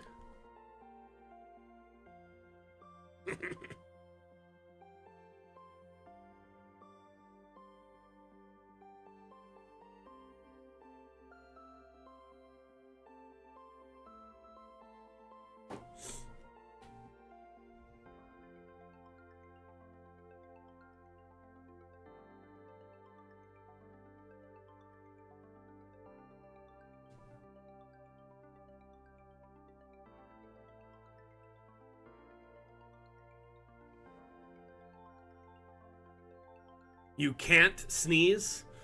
Oh my gosh. If there's a little bit of dust in the wind, sneeze. If the light hits my face just right, sneeze. I sneeze all the time, and then I have like a crazy old man sneeze. I don't know where I got it. I've always sneezed really violently. And people always be like, can you not sneeze so loudly? It's so aggressive. And I'm like, I can't. If I do try and fight it, I burst like my throat, my lungs, my head, the ears, my pressure. It goes crazy. Smoker? No, definitely not a smoker.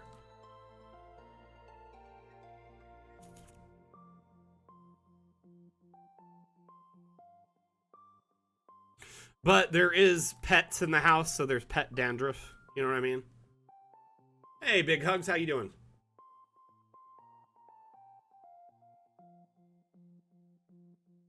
There's like a joke about it in Community, that TV show Community. If you've ever watched it, there's an episode, or if you haven't, either way, there's an episode. One of the characters named Troy. He has kind of a very dainty sneeze, and people laugh at him for it. And then he kind of pairs with somebody else in their study group to learn how to sneeze more aggressively.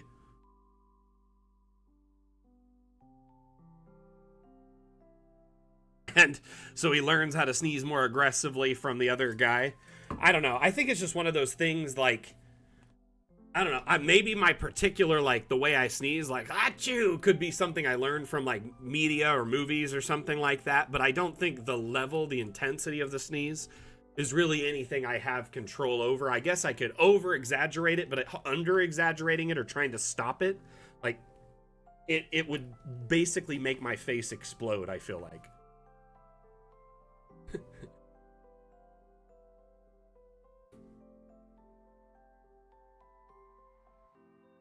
Man, this map is something else, for sure.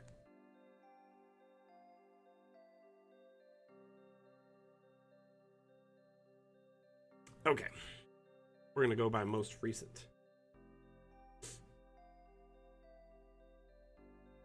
Yeah, I really wouldn't recommend trying to fight a sneeze.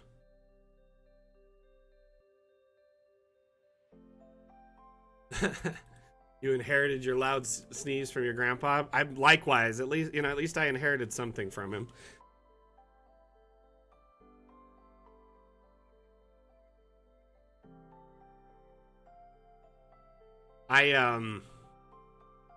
Anyway, I think it's one of those things, though. It's like some people have really basic sneezes, and I kind of envy them. Because, yeah, mine is insane, and I hate it when it's like a quiet room or somewhere you're supposed to be, not loud, and all of a sudden you sneeze like that. It's like, I don't have control over it.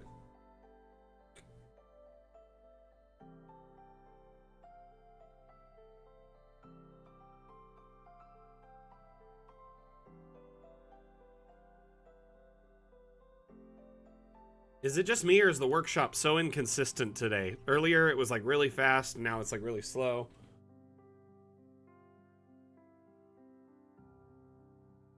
Okay. Okay. Here is the deal. I want to play a game with chat. Any chat can participate, but this is how the game will work, and it's really just to be silly. I'm just trying to have fun with y'all. So I want anyone in any chat, you can pick. This is a hypothetical, okay? You can have any superpower you want. So just one person in chat, the first person who gets to type the superpower they want, Okay? Basically, what we're going to do is one person picks, and then we're going to allow somebody to pick the downside of their power. So there's always like a monkey's paw to your power, and then you get to pick, and then somebody else, we just keep going. You get infinite wishes. Okay, so let's try this. Basically, we need to all try and come up with the worst possible monkey paw. So you can make infinite wishes, but they come true thousands and thousands and thousands of years in the future.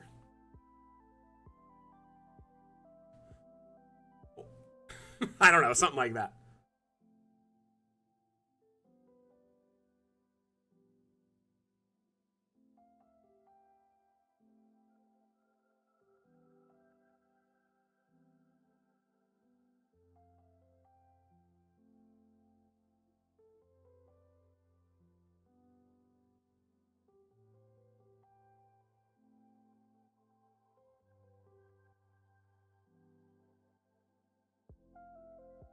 Ooh, I really like that entryway. That's clean. Like, that looks really good.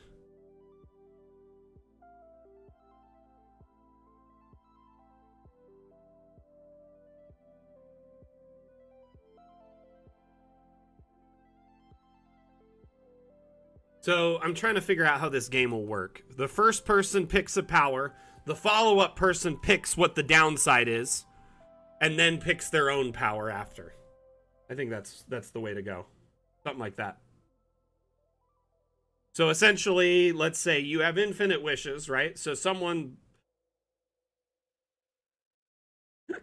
so Sack says you can only wish for less wishes, though, is the only thing. You have infinite wishes, but...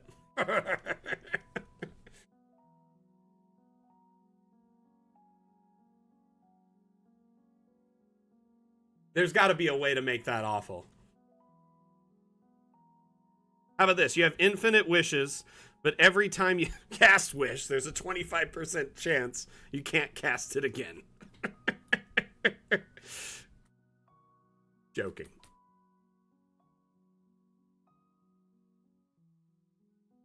Why wish is one of the weirdest spells out there.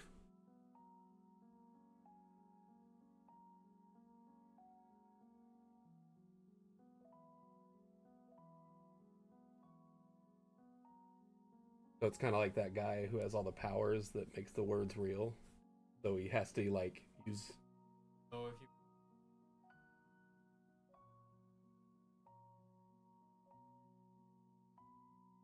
you... Oof. Interesting. Interesting. So, my son, if you didn't hear him, he ran in. He's very interested in this. He said, you have infinite wishes, but... every time you make a wish, the words used in that wish cannot be used again. So, if you said, I want, $1 billion. First off, you can never say, I want $1 billion again in any phrase. You can't say dollars again. So you would essentially have to come up with different, unique ways to ask for things. I think the only thing that you could repeat would probably be I wish, right? Because you have to say wish to trigger it, right? So that's technically. But during the wish, like when you're making the wish, whatever you say there has to be a word you've never said before.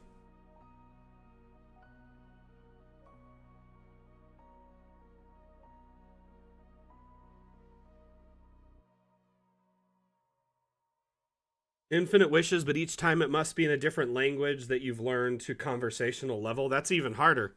Darn. Either one. It gets difficult for sure.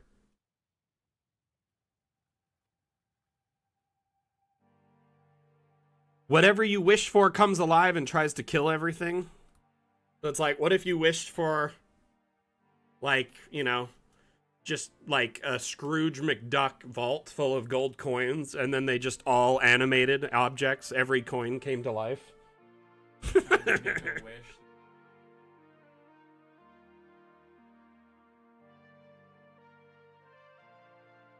This mansion is impressive. Super intelligence. You have super intelligence, but it's so high. Everyone, like, your intelligence is so high of a level. Everything you say and do makes no sense to everyone around you because they're just that much dumber than you. So it's like you're speaking a whole new language. You're doing different levels of math and stuff like that. So it doesn't make any sense to anyone below you. So you essentially seem crazy to them.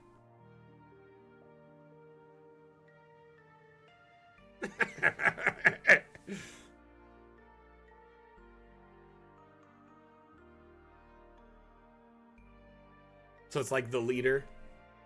Super intelligence, but it requires so much brain power you can't use your... You can no longer use your body. There's got so many humble people in chat. They're like, my life is already like that. I don't even understand what y'all are saying right now, basically. I like this whole little underground area. That looks really clean. Love you, duder. Enjoy your morning.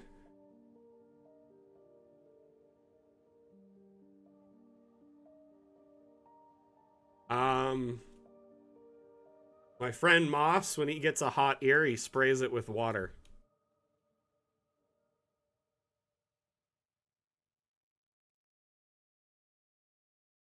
Ooh, that is clean secret there.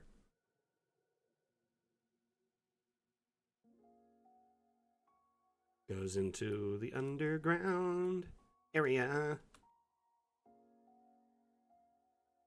Some leaky pipes over here. Nice. I like details like that. A little bit of steam.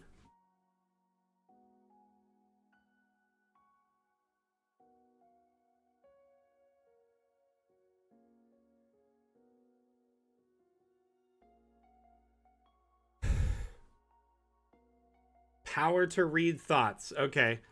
You have the power to read thoughts. But the thoughts come through in a language you don't understand.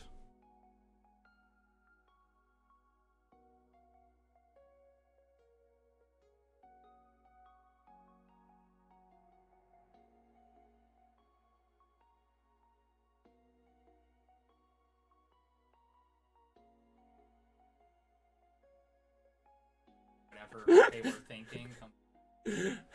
That's a lot of downsides. I like that they know it's you reading their thought. Like, they would just immediately know.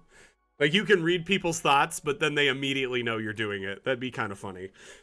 So you could be, like, completely across the world trying to read someone's thoughts, and they're like, what the heck, dude? Like...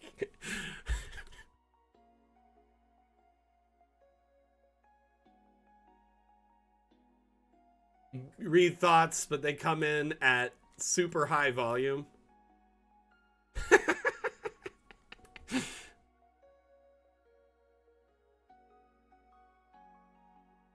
Huh.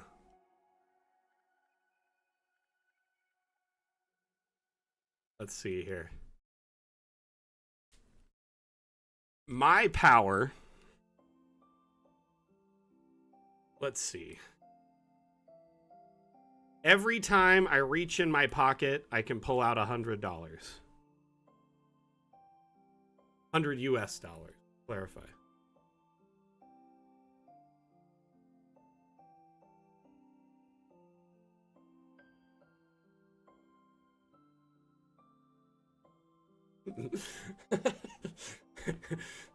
I added US dollars to that. 100 people die. Oh gosh.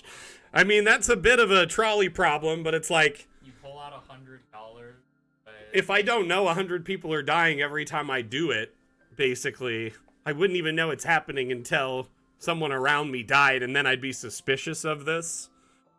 It's kind of one of those things you'd probably, like... Some people would be like, let me just keep pulling out money, you know? And then other people would be like, wow, I didn't even realize I was doing this. You can pull out $100, but every... Oh gosh, so it's gold, basically? Just kidding. Comes out of your account, so it's like GTA, basically. Inflation goes up for the entire world 10% every time I do it? Jeez. They only have to worry about it. I mean, I guess I could stay above the curve if I keep pulling out money. I'll be all right. That's a sacrifice I'm willing to make. Listen. I'm just kidding. Oh. Almost. Okay. Love you.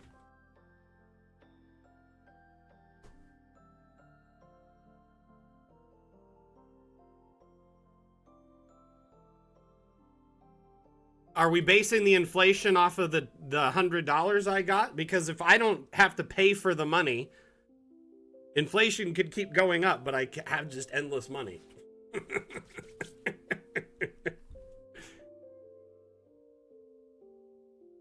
Honestly, no, the math ain't mathin', but it's funny all around. That's a funny idea. Okay, what else do we got? Powers. Let's hear it. Any other ideas?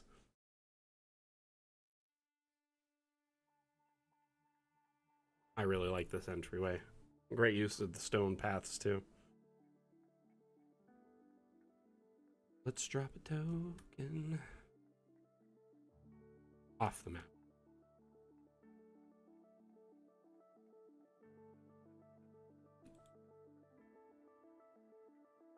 It's nice. It's clean. Table's a little tight there. Over. Good.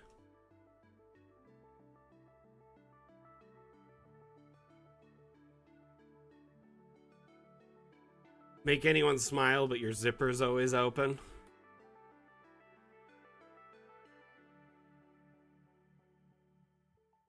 Okay.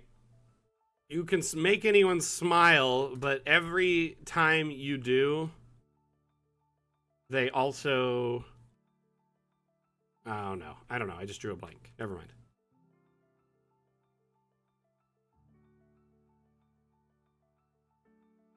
Random ladybird. You pick the own... Isn't that how it is for cats normally? You could speak to them in their own language and they'll just ignore you anyway.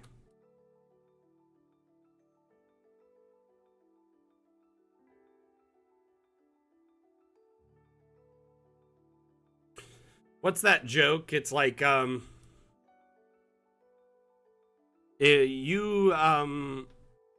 get $50,000, but the person you hate the most automatically gets $100,000. And then there's like some joke because you could just be like, cool, then I'll get $150,000.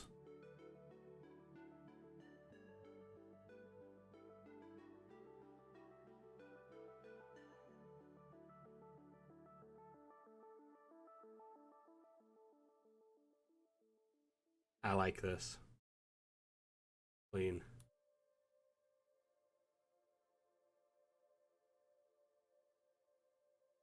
So basically kind of the demo. Well, it's an incomplete version of DA, but exports work and you can't save. I feel bad. You also can't look at the workshop, which I feel like should be part of the demo, but then you just couldn't download anything or subscribe to it or whatever.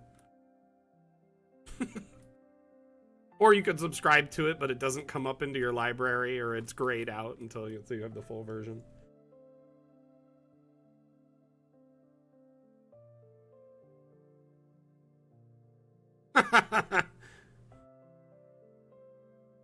Because he's depressed or whatever. The clown is in town and he's like really feeling down on himself, goes to see the doctor. That's the one, isn't it?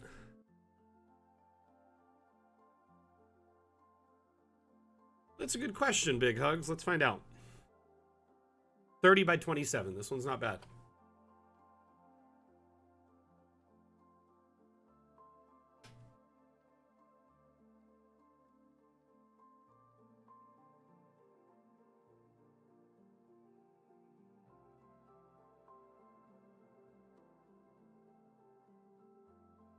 Yerp. That's really well managed space for sure.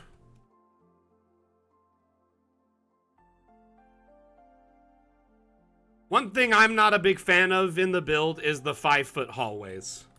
I think one thing any map maker can take a time to do in their builds is walk through it in first person and feel how crowded it feels. I personally don't really care for 5 foot hallways because if you do any combat in them or encounters, it starts becoming really slagged. I only do them like in small areas or smaller buildings or a quick transitional space. I usually will do double wide hallways. So, yeah, if I do a 5 foot hallway, it's very, very intentional. It's not my default. You know what I mean? I don't know. My hallways in my house are pretty wide. Here, let me see. Let me see. Let me grab a tape measure. I know I got one around.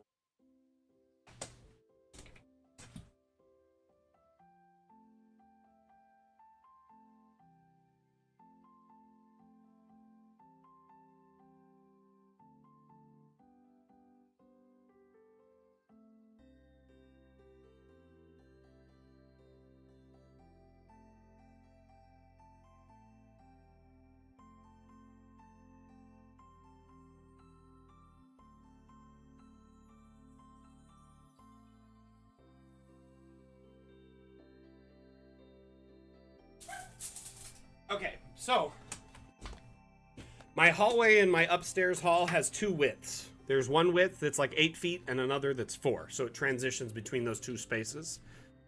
I honestly, 4 feet of space all around you feels really big.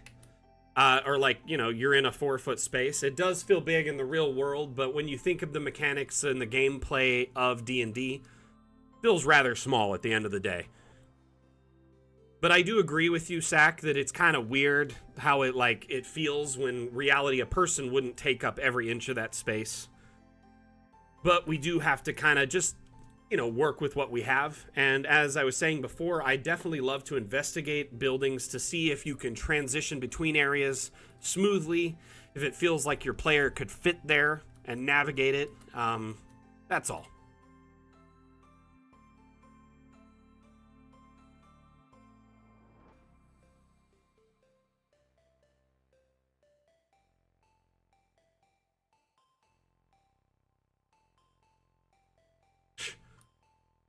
But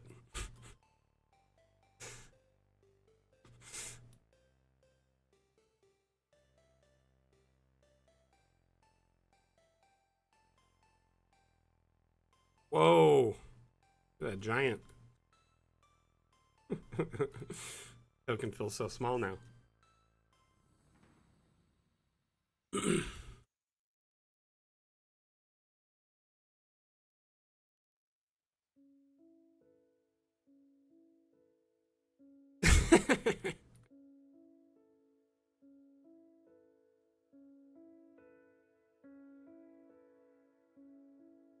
Not bad. So I think of these pits as just an underground space, is how I'm seeing it. Like, obviously, it wouldn't be visible from above. That's why there's a ladder going down. All of it is covered underground tunnels, caverns, etc., basement.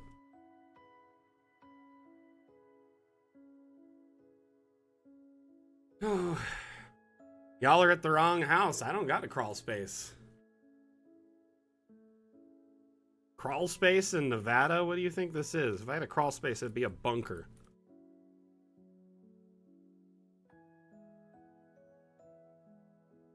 Found some nachos. They're mine nachos.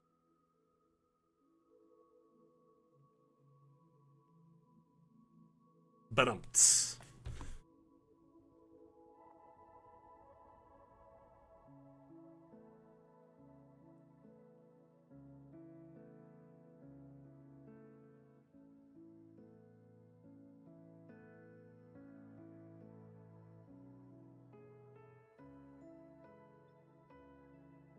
Big hugs, what do you mean? Like a secret passageway or what?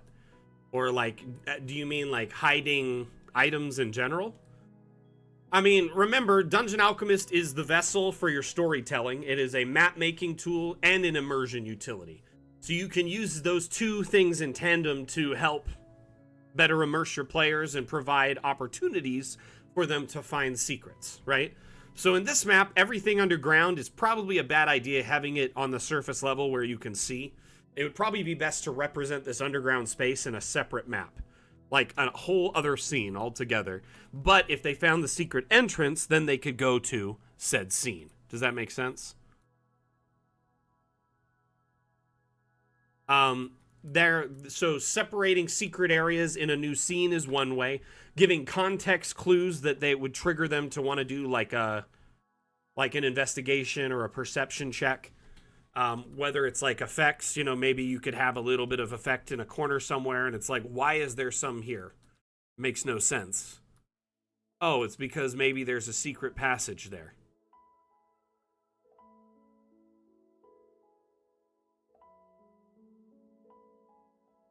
Good question. Don't know. I do know you can make underground levels. Whether you'll be able to cover that with ground, I don't know. I'm going to play around with it a little bit more today.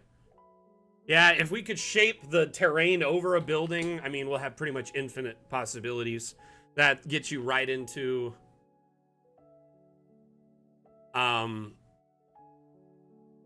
Let's see here. That gets you right into... Sorry. Like, you know, hobbit holes and or, like... you know, inside of caves, because if we can remove the topsoil layer and just get down into it, then why not have it there for extra immersion? So you could see the whole mountain on top of, say, a dwarven colony, and then go inside and have a kind of like a cutaway, or what do they call those? A cross section? You know, when they cut items in like the perfect slices and you could see inside of them, or it's a drawing of the inside? Cross section, right? So it would be kind of like that. Essentially, that's how it works with the buildings. Exploded diagram. I would see it's more like instead of exploded, it's all in one place, just the individual cut slices of it. It's like if you cut a cake a bunch of times. True. We could in essence put another room on top of this. Also, there are some ways to just cover this up and call it a day. Like you could put some rocks, for instance. Rocks and stonework are a great way to cover stuff like this. Disable some collisions.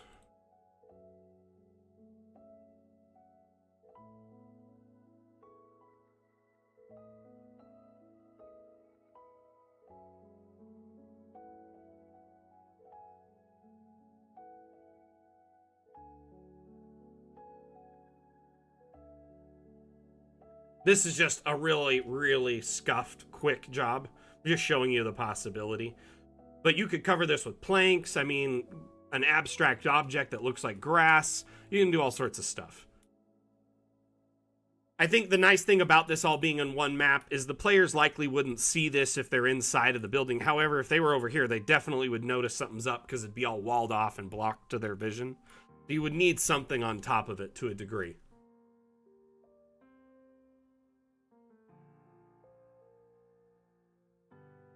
Shrubs is a great option too. You just put something like this over it. But then you could probably see light through it as you do it, so. Again, not a perfect solution. A shrubbery!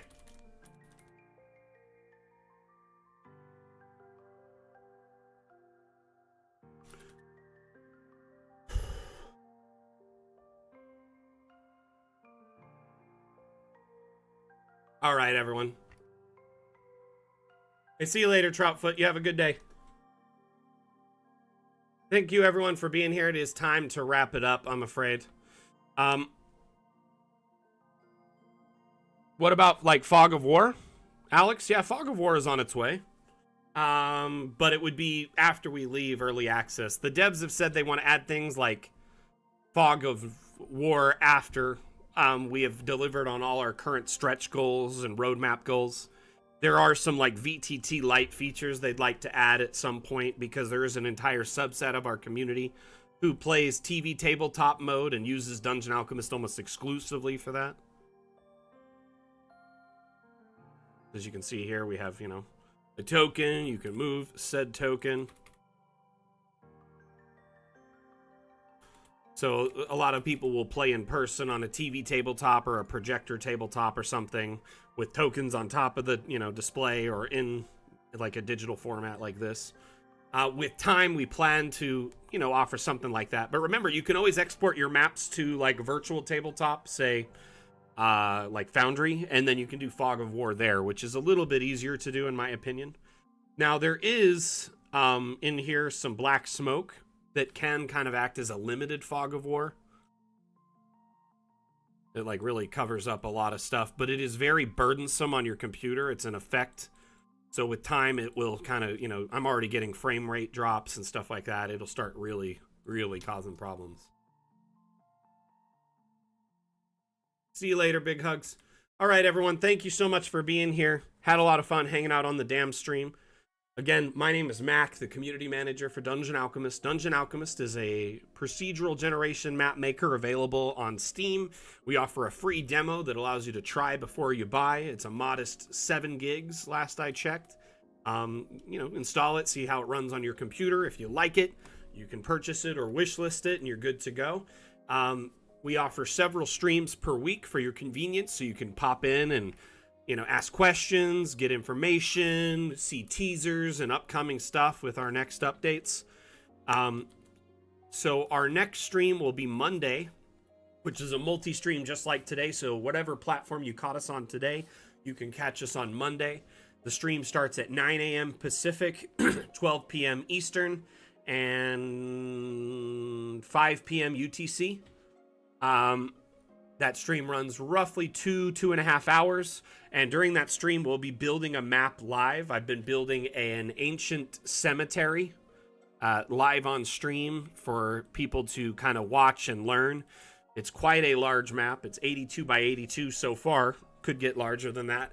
But if you're interested in hanging out with like-minded cartographers, learning about map making firsthand from somebody who has over 2,600 hours in Dungeon Alchemist, and, you know, is part of the staff, so you can get your questions answered from somebody who knows quite a bit about the product and its development. It's also just a fun place to chill and get your week started off right, kind of kick your week off right after, you know, the weekend and getting into your work week. Anyway, we'll be back on Monday. So until the next stream, we'll see you on the flip side. Thank you, everyone, for being here. Again, my name is Mac, the Dungeon Alchemist community manager. We'll see you next time. I give a damn. Mac out. Leave the cemetery up as we chill out and wrap up for a moment. Took longer to load than I anticipated. Stand by.